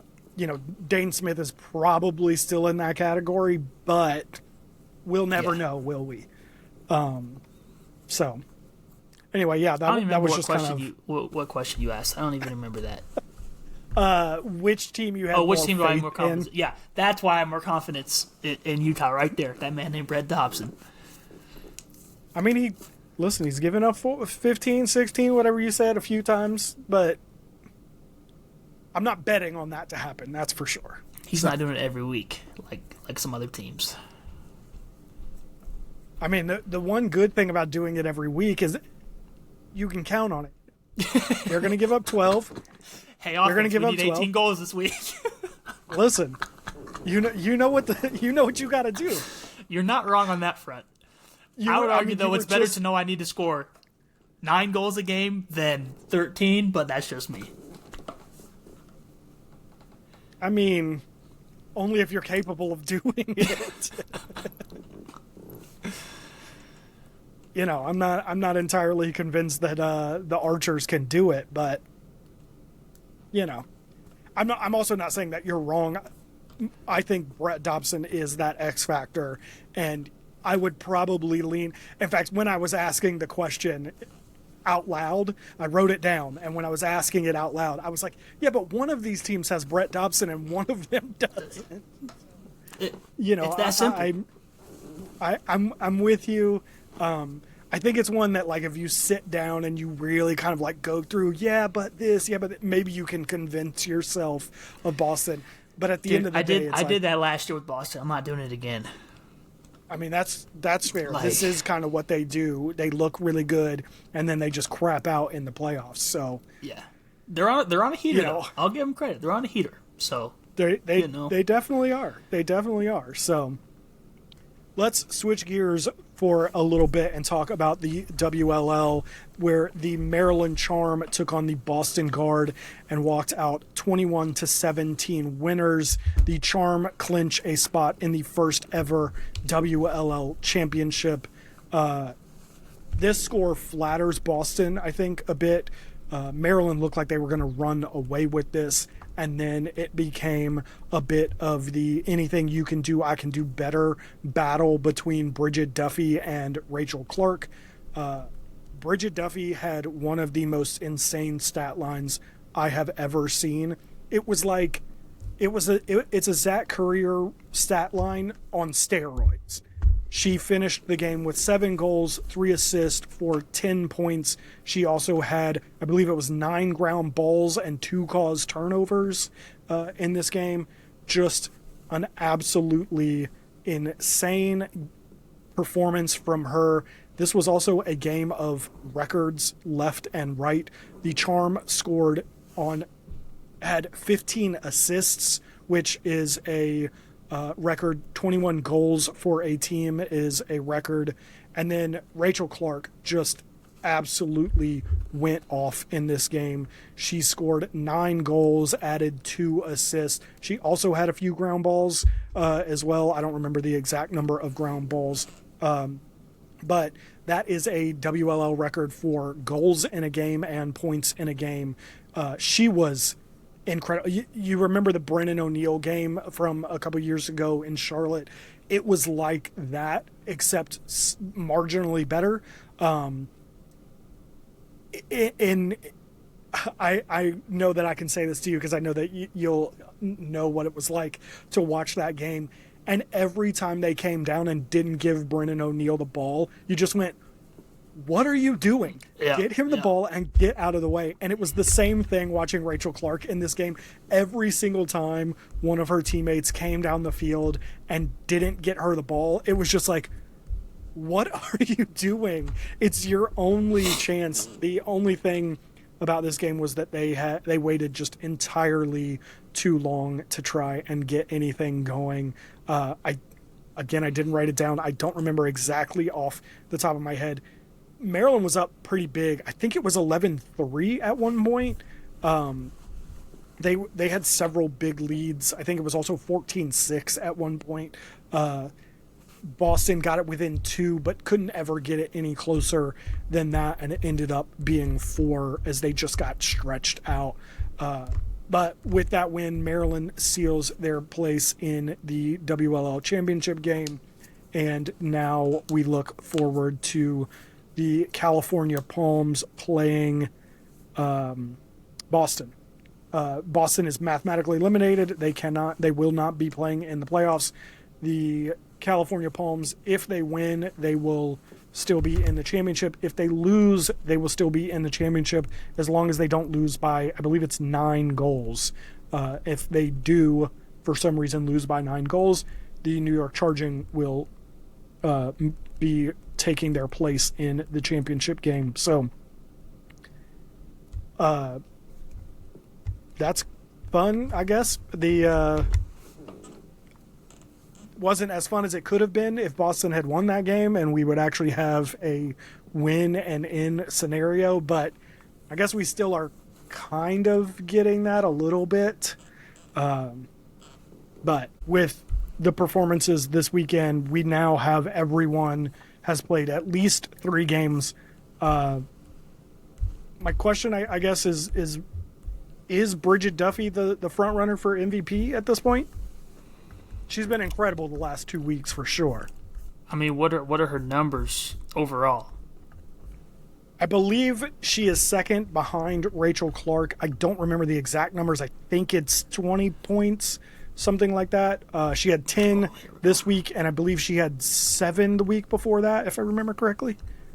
Something like that. So she's averaging 5 points a game. So did Ashley Humphrey. I don't remember what her last 2 games were. Let's see here. And their website's even worse than the PLO one, so it'll be... Okay, so Ashley, this game had 7 points, which means that the last game she had 3 points. Yeah. So she definitely got her beat, probably. I mean, Rachel Clark has one more game. One. Yeah, yes, Rachel Clark has one more game. And she's at 20. The problem is Rachel Clark, I think, has the same issue that that we're talking about, where Boston is winless. They're 0-3 right now. Yeah. And they're already mathematically eliminated before they even play their last game. So as much as I'd love to see Rachel Clark, especially after this weekend, she was incredible this weekend. It's tough to really put her in when that team is that bad. Maybe Madison Doucette? I would certainly give her a shout as well. 13 more saves than the next closest, 3 more %, 1 less score against per game. As far as I'm concerned, those are the 2 that I have. Madison Doucette and Bridget Duffy are the 2 Yeah. At least with a realistic shot. Like I said, Rachel Clark absolutely deserves it. I just think with as bad as Boston's been, it would never be her. Yeah, that's fair. So, looking ahead to this weekend, we have Utah playing Denver, Philly playing New York, Boston playing Carolina, Maryland playing Utah, and Philly playing Denver again. Not Philly playing Denver again, but Denver playing for the second time in the weekend. In fact, Denver and Utah are both playing doubleheaders this weekend, as is Philly. Actually, now that I take a look at it, but I didn't even realize teams, Philly was doing it as well. That's nice. Yeah, I didn't either until just now. But this is one of two weekends where 3 teams are playing doubleheaders. I just realized there's no Redwoods. Oh, yeah. That is so I thought everybody garbage. Was playing. Why? Because you wanted Dylan Ward? Yes. I was under the impression we were getting all 5 teams for the first time. Yeah, I thought going back to home was cities. playing. I could have sworn that. Did they add Philly as a second? They wouldn't have changed it without announcing it, I guess. Man, that sucks. And this isn't the first time that all 5, because everybody played this weekend. Indigenous heritage has always been. Yeah. Sucks. Don't like that at all. Yeah, I don't like that either. This whole schedule has been funky, but if you're going to have 5 games, everyone should be playing, in my opinion. I'd agree. Other than missing Dylan Ward, what are we looking at? If you guys are smart, you know the Outlaws will lose their first game and win their second. So for pick'ems, keep that in mind. It's happened, I think, each of the last 2 seasons, if I'm not mistaken. Excited to see Philly twice because they're going to definitely change up that midfield from game to game. It's going to look, if I had to guess, several players will be switched out there. That'll be fun. Good to see your boy Yago. I do. That's going to be fun as well. Getting CJ Kirst.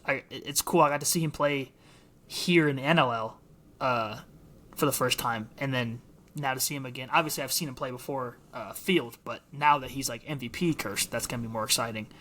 Spallina, second time I've gotten to see him this year as well, after seeing him play for Syracuse against Denver, so that'll be cool to see him in the pros and kind of compare those. Trying to think what else. I don't know. I'm kind of hoping we see some separation from some of these teams overall. Obviously, I'd like the Outlaws to kind of separate themselves, but I think Philly with their doubleheader has a chance to, and Utah really does as well. But like we're talking about with their iffy offense, like I question that a little bit, but I don't know. Should be a good weekend. I'm disappointed that Boston doesn't have Asher because he's a Colorado guy, and so it's fun when he plays here as well. So, well on that one, I guess. But I don't know. Should be a good weekend. I don't know what made them do 5 games in a homecoming, but I'm with it. Well, you know why they. Well, I won't say this is why, but I think this is why. Is because there's no WLL this weekend because the World Championships start this week. And so I think they wanted their 5th game, and part of, I think, having them on the road with them this year has pulled a game out here and there. So this was just a way to add it back in, I guess. I'd also imagine, to be completely honest, that Denver's like renting their facilities is probably cheaper than some of the other locations that they go to. So, pick one game that's like the game of the week. Which one do you think? The last one, Denver-Philly. Denver-Philly, okay.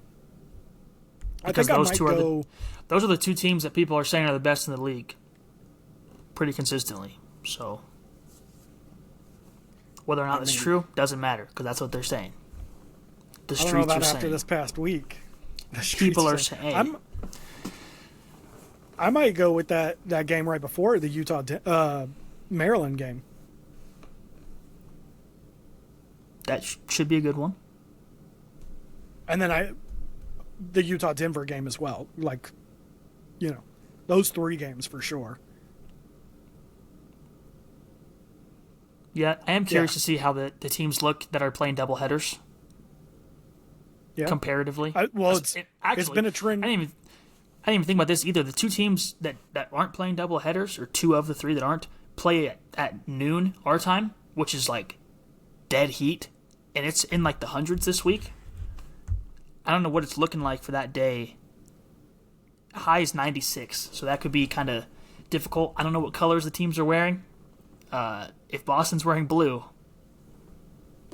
that dark navy, boy, would not want to be them. This is totally tangential. When is Throwback Weekend? Couldn't tell you. Let's find out. Columbus, probably? Not everybody's playing in Columbus. It's got to be a... What do you mean? What's another playing? new... 1, 2, 3, 4, 5, 6, 7. Who's not playing that weekend? It's It's not Boston, obviously. It's not Philly. It's got to be that. That's the only weekend left that isn't a homecoming.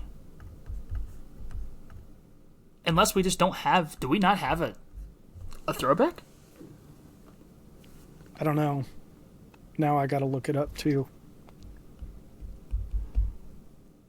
Oh, I thought there was one. I thought I found something at some point that said what the... Okay, here we go. Who else is in the East? New York, Philly... the whole East is playing in Columbus. And the entire West is playing in Columbus. It's got to be that next week.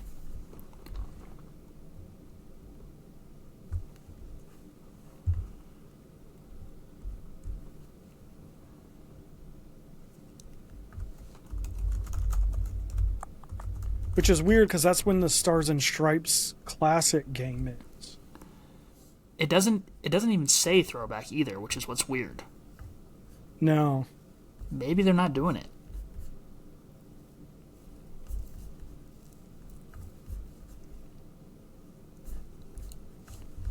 But yeah, no, you're right. I mean, it would have to be next week because it's the only neutral site. To be fair, if you click on Rafferty, it doesn't say Indigenous Heritage. I'm trying to see if I can pull up their full schedule. Did it say it on? No, it doesn't say it on there. So who knows? Yeah. If it happens, it'll have to be next week. But anyway, that was a random tangent. Couple more things before we get out of here. One thing I thought was really interesting. Did you see Loose Mesh tweeted out that several teams had reached out to Ottawa looking to make a deal for Jeff Teat, with offers going as high as 5 first-round picks.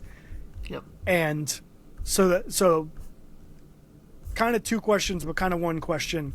Would you trade 5 picks for Jeff Teat, or would you accept 5 picks for Jeff Teat? Yes to both. It's a lot of picks. I mean, yeah, but you got to think, Ottawa probably going over to Edmonton. Does Teat want to play at Edmonton? The answer is probably no. Maybe he does, but the answer is probably no. So at that point, you got to think, okay, we're going to have to get rid of him. I think 5 firsts is pretty good. Especially, it also depends who you're getting him from as well. Because if you're getting a top 3 pick, imagine you get CJ Kirst. Not literally, but a CJ Kirst type. And all of a sudden, it's like, okay, well, you're set up well in the future. And again, are you getting those picks in this draft and the draft after? Because those are some pretty good picks if you are. Or they will be. So I think the problem is they're not going to have a choice. If they really do go to Edmonton and Teat's like, I'm not going there. Well, okay, 5 firsts plus some. That'll get it done. And then, as much as I, as a GM, would be hesitant to trade 5 first, you know for a fact what you're getting with Teeter. You know he can play pretty much every game of the year. He's pretty durable. That's ironic right now. I recognize, but usually, yeah. So, I just think you know what you're getting. Even if you can tell me, hey, you're going to get a CJ Kirst type, first rounder, we already have that at home. And it's one of the best players literally on the planet. Yeah. I think when I first read it, I was like, 5 is a lot. But, like you said, you know what you're getting with Jeff T. And Yeah. he's still young enough that you could have him for a good while. It's one of those things where it's like, too. Yeah.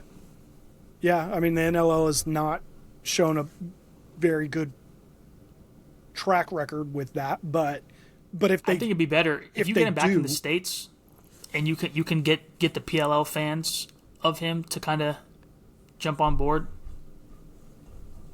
I think that could be good. well, Because I don't know how Canadians really view him, because they have so many of the best players in the world there.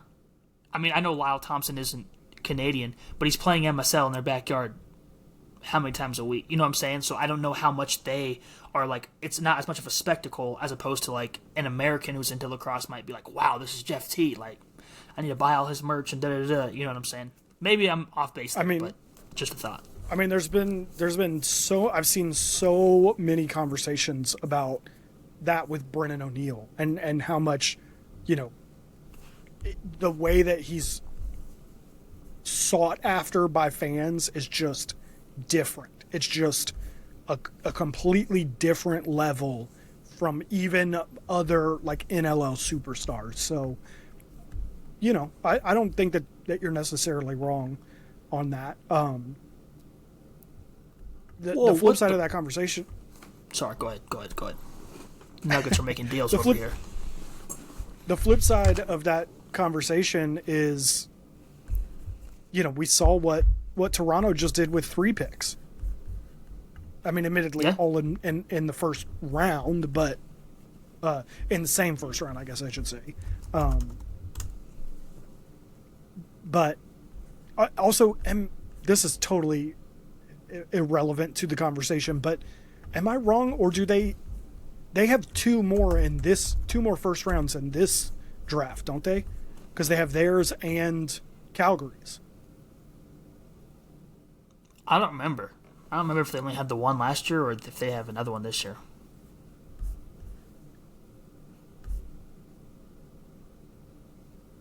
Because in a weird way, you could look at it as having 3, if assuming that they have their own first round, and I know they have Calgary's, because that was a big debate about, if Calgary was bad enough last year, they could have ended up with the number 1 pick while winning the NLL championship.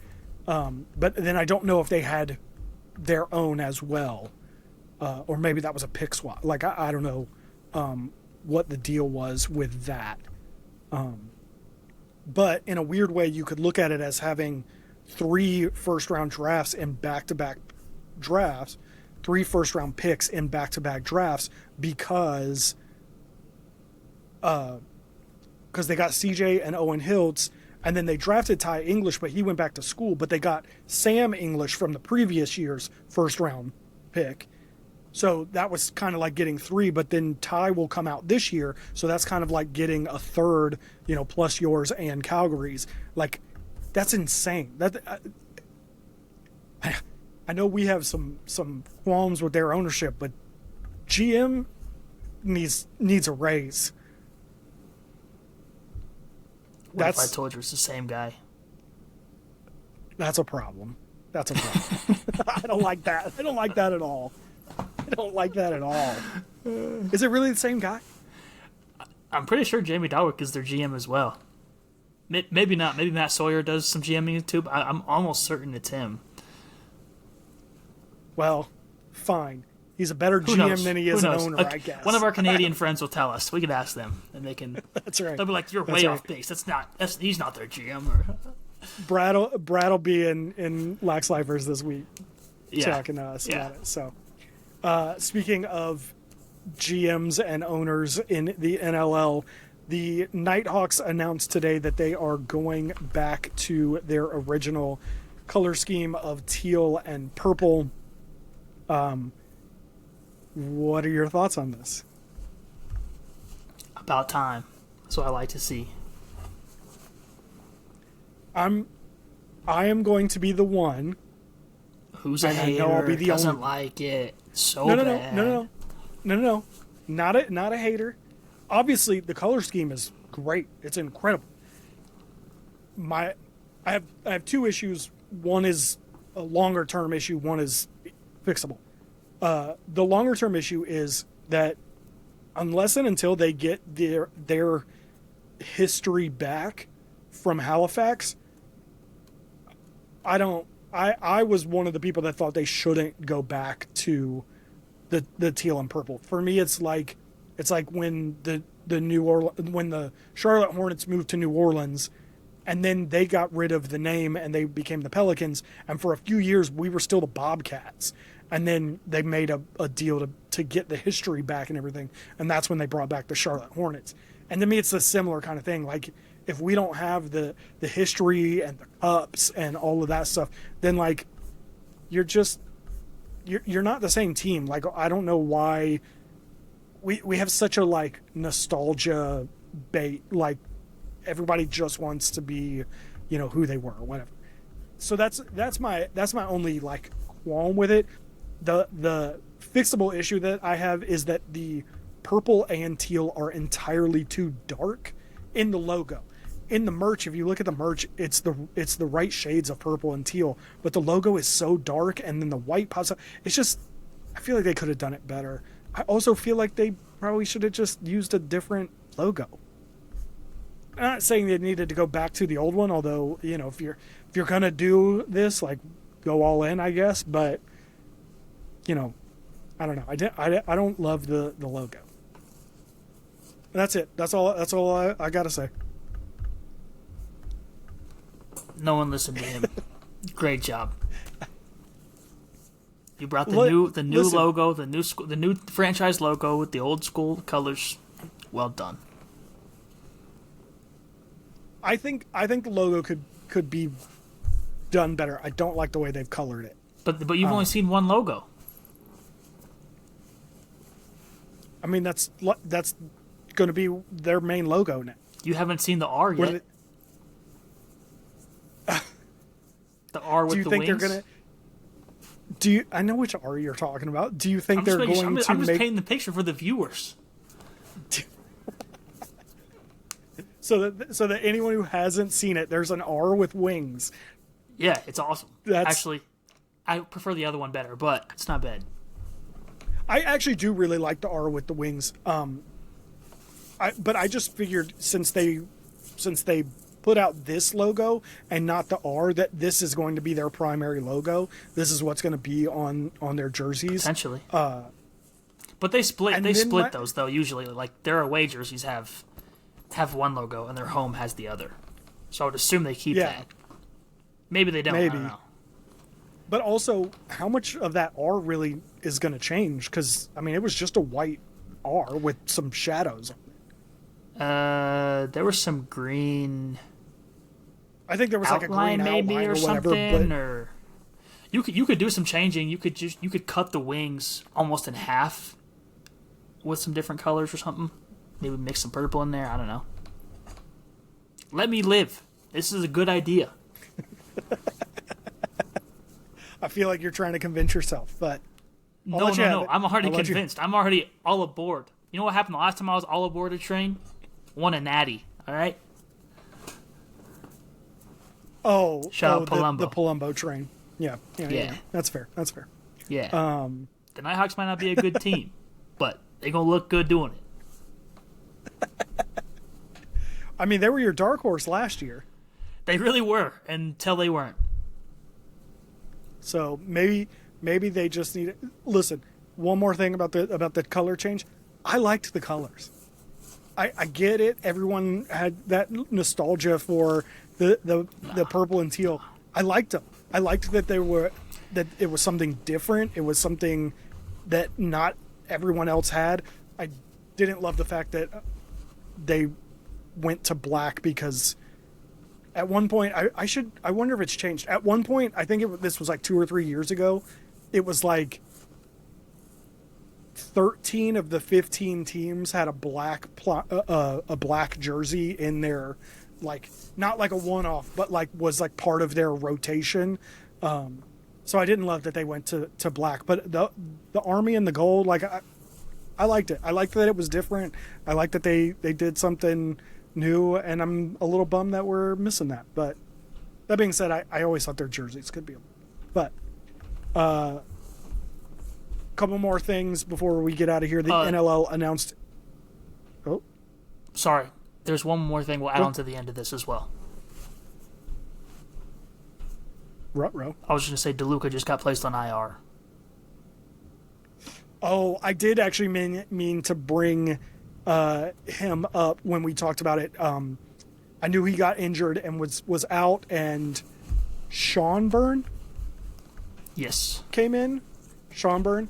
I know, I thought it was really funny when Kyle came into the group chat and was like, oh man, Sean Byrne sucks. And I looked at his stats, and he was 3 times better than what DeLuca had been in that game. And I was like, I mean, as bad as he's been, and I don't think anybody thinks Sean Byrne had a good game, but he came in cold, and it was an injury. He didn't even warm up. Like, he just ran on the field and played in a game where they were already getting smacked around. Like, you know, what was he supposed to do? But a bummer to hear that he's on the IR. Hopefully he comes back again healthy and better than ever. The NLL announced its 2026 Hall of Fame class. Dan Dawson. Ooh, this is going to be hard for me to get through. Dan Dawson, Sean Evans, Mark Steenhouse, Sandy Chapman, Mike Accursi, Jake Bergie. Which one? I think it's Bergie. Gavin Prout and John Gertler, who I was on his halftime show. That was cool when I saw him announced, are the 2026 Hall of Fame class. This is the first class since 2021, right? That's what we saw. And that is the only class since 2018, I think. I don't know why they don't do it every year. That seems so crazy. I feel like there are plenty of guys that could go in, but you're the box guy. What do you got to say about these guys? It's a great class. Hopefully, even I know that another this is a 4 great or 5 class, years to do this, but nonetheless, it's pretty cool. Glad Gavin Prout got inducted. Obviously, he was a big part of my childhood, so that was cool. And yeah, I don't know. I think it's a good thing. I don't have any other thoughts. I thought the graphics were awesome. Michael Harrison did a great job with those as well. Michael Harrison smacked those. Yeah, those were great. And there's still a few that didn't get in that I think could probably get in next year or whatnot. It's just, they already had a bigger class probably because they didn't do it in a while. So yeah, I hope they do it more consistent. I mean, if they don't want to do it every year, then that's fine or whatever. One thing I did wonder, obviously it's a different setup compared to the PLL with the touring model versus like a home and away. Do they do like a presentation or anything? I mean, you may not even know because they've only done it once in like a decade. I don't know Hall of Fame wise. Jersey retirements they definitely do, but I'm not sure what it's like for Hall of. I would hope so. I would hope that game 1 this year when I'm in the building they do something, but I also don't know like. That would also depend on the schedule of the players too, and so I think it'd be cool though, especially because Prouter played here most of his career, outside of a few years, so that'd be nice. Dan Dawson obviously still with the Rock, so that would be super easy. I'm sure they'll have some tribute on the Jumbotron for him since he's already there. Same with Mike Accursi, being in Halifax. John Gertler, same thing in Buffalo. In Buffalo, So, yeah, that's fair. We'll see about the rest, but I would hope so. I think it'd be kind of cool. Yeah, that'd be sweet. I didn't know, and obviously it's been so long since they did one. You know, they may not have done it last time, and now they are, and you know, who knows? Speaking of roster changes, Matt Rambo was released by the New York Atlas today. I don't think this is necessarily mind-blowing. It was crazy that he even got an opportunity to play after leaving the Whipsnakes. I thought for sure he would be done. He got an opportunity. What kind of blew my mind, though, is he started the game this weekend. You know, it's not like this was a guy who, you know, was sitting on the bench, you know, just kind of taking up a roster spot, and they finally decided to cut him, you know, kind of like Romar Dennis was, you know, not really, you know, kind of on the fringes of the team. Like, he started the game on Saturday or Sundays when they played. And then Tuesday morning they cut him, and it's just like, that part felt a little crazy, but I don't think anybody would think that, you know, it was crazy that he got cut. So who knows? A real interesting one came out yesterday. Maddie Epke of the Boston Guard. After this weekend, she went 26 for 40 at the draw circle. It was a big part of the Guard and Rachel Clark being able to play kind of make it take it. She is headed back to college to play field hockey at Northwestern. She is using the 5-for-5 eligibility rule change to go back, which totally blew my mind. Apparently, she is a lacrosse player, field hockey, and ice hockey player. She played all three of those. I don't know how long she played ice hockey, but I watched a little clip of her doing all three. Also interesting, I didn't know this. I looked it up. I wondered if she would be available in the spring for, you know, the championship series or anything. Field hockey season is in the fall, so she'll be done in November. So should be available for the championship series. Shouldn't miss any time. So that's cool, kind of interesting. Another big one. All the rest of these are all women's lacrosse things. Sam Apuzzo was hired as the USC women's head coach. She has been an assistant coach at Boston College since since she graduated in 2019. She was first a graduate assistant and then a full-time assistant. Now she's the head coach at USC. Team USA is headed to Tokyo for the World Lacrosse Women's Championship. I don't know when their first game is. I want to say it's like Friday. I know they were traveling today. They were all over the place. I'm real curious, real quick. Charlotte North is traveling with them, and I felt like that was kind of weird. Not because I don't think she should or whatever. I would love it. It feels like a thing where like no one else would be allowed to. Right? Am I wrong about that? Say that again? Charlotte North is traveling with the team. Yeah. And I'm all for it. I would love for it, but I feel like the only reason that she's allowed to travel with the team is because she's Charlotte North. Like if it was any other player, they would just be at home. Probably, but I mean we've seen that with a bunch of different, you know. She is USA Women's Lacrosse, so you know. I mean, it's fair. I just thought, I was like, man, all I could think of was some of the stories. And admittedly, this is a league game, like it's a totally different situation. But all I could think of was some of the stories that we've heard about some guys who had like injuries and were not allowed to travel with their team, were not allowed to visit and stuff like that. And just thinking like, man, but Charlotte North gets to, like, you know, it's a perk of being Charlotte North, I guess. But just seemed weird. And the last little thing to hit on is that the women's lacrosse, the Division I women's championship starts this week, but the Division II women's world championship actually just wrapped up in Poland, and Italy won the gold medal over Mexico. Kind of a cool thing to see. I'm wondering if they'll start doing that in the men's side as well. I think that would be a really cool thing to see. for anyone who doesn't know, I had to look this up, and I may not be 100% right. Basically, the top 16 teams that qualify go to the main women's world championship. That's where the 16 best teams, quote unquote, are, and then the next 16 teams qualify for Division 2, and they'll play. They played at this other championship, and I think it's a really cool idea to help like developing nations have something to play for as well, because a lot of those teams have no real shot at landing on a medal podium against Canada, U.S., Haudenosaunee, that kind of stuff. So that is all my news and notes. What you got going on this week, man?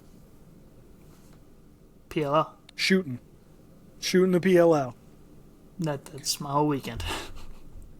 I ordered the whole thing. I ordered a new power bank for computers just to get me through that Saturday slate of 3 games. So yeah, I don't know if I need to pack like a lunch pail or something since I'm going to be there all day or what, but maybe I'll just go eat some stadium food. I don't know. Are the games split? Yeah. First night, obviously, back-to-back, and then Saturday, it's 12 o'clock, 4:30, 7:30. So you'll have a couple of hours between that 12 o'clock and 4:30 game? I wouldn't even say a couple, because by the time warm-ups start, I guess it depends on what all I want to shoot, really, so we'll see. Maybe an hour. I have a new lens coming that'll be here tomorrow, just for this, so I'm pretty excited for that as well. Rented? No, I bought. Look at you. Yeah, one of my buddies has let me use this lens several times, and it was like, I used it at the event a couple weeks ago, at ThriftCon a couple weeks ago, and I was like, yo, I need to bite the bullet and just do it. So yeah, that'd be cool. Speaking of, can you real quickly tell everyone the story of what happened to you, what you messaged us this week about the PLL photos on Twitter? Oh my goodness, yeah. This is so funny. At one point this week, right, I was looking at photos from the Atlas game, just like scrolling through, and every photo seemed like fuzzy, like almost like whoever was shooting just missed focus, like just enough to where it was like, what is happening? And so finally, like, I scroll and I see one from the Archers game, and so I was like, yo, like, that's why I sent it to you guys, and I was like, I don't know who was shooting, but it seems like there's something wrong with their lens, like everything is not working.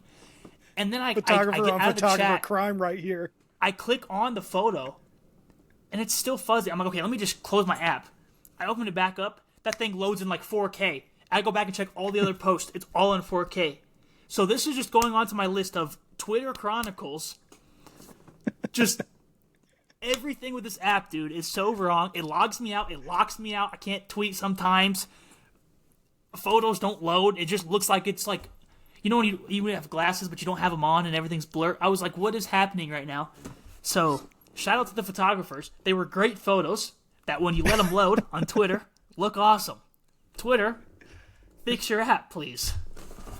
I will tell the audience the same thing I told you. About a year ago, I had the exact same thing happen in the exact same manner, where I kept seeing images and they were blurry, and I was like, what in the world? And again, it wasn't from one source, it wasn't of one team. It was like several different teams, different photographers, and I was like, I had the same thought of like, what happened to the PLL images this week? And I posted it in our big group chat, and literally as soon as I did, I didn't even have to reload my app.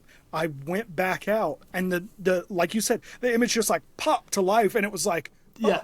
And I did the same thing. I started scrolling through, and I was like, wait, all of these, and I had to immediately be like, oh, never mind, I'm an idiot. And so I was laughing so hard because when you sent that back and you were like, never mind, they weren't loading, all I could think of was that same exact thing happening to me, and how stupid I felt for not knowing that they just weren't loaded and being like, oh, well, of course, somebody posted these blurry images. What an idiot. Yeah. Well, and what's weird was, like, it was loaded enough to where it looked like just a missed focus image. Like there's been times where I've missed focus, and it's like you could use it if like you absolutely needed it, but like you really don't want to use it. So that's why I sent it, and I was like, "Yo, is something like wrong with their images this week?" And then I went back, and all of a sudden it fully loads, and I was like, "So we're just half loading photos on here, making it look awful." Like, you know, and it's funny because I had this type of issue when I was uploading Instagram photos prior to when I got a new device like a few months back, and I couldn't figure out what was happening. It was just Instagram was truly just uploading my photos at like a low resolution, and so that's what I thought was happening. Was just like, dang, they really didn't upload these correctly or something. Something's wrong. So I was glad to be wrong about that because I was like, this is not what we're used to. But yeah, I'm glad it wasn't just me that's had this issue. No, definitely not. Like I said, it was cracking me up just thinking about like being in that exact same position, and you know, it's funny though because like you said, I wouldn't have ever thought anyone else. I thought, oh, I just had this weird little thing happen to me, and then you know, a year later, here you are, and you have the exact same thing. I'm like, all right, well, at least I'm not the only one. So, yeah. All right, that is going to do it for this week. If you enjoyed this episode, the Lax Lifers Club is where our community lives between episodes. It's a Discord for fans watching lacrosse year-round, not just when the World Championships are on, aka a lifer. The link to join is in the description. Across social media, you can find me at I am Neil Barrett and Brandon at Hoot Sports Media. If you haven't yet, rate and review the show on whatever platform you're listening on. It takes about 30 seconds, and it genuinely helps people find us. We will be back next week, as always, but until then, we'll catch you guys in the comments.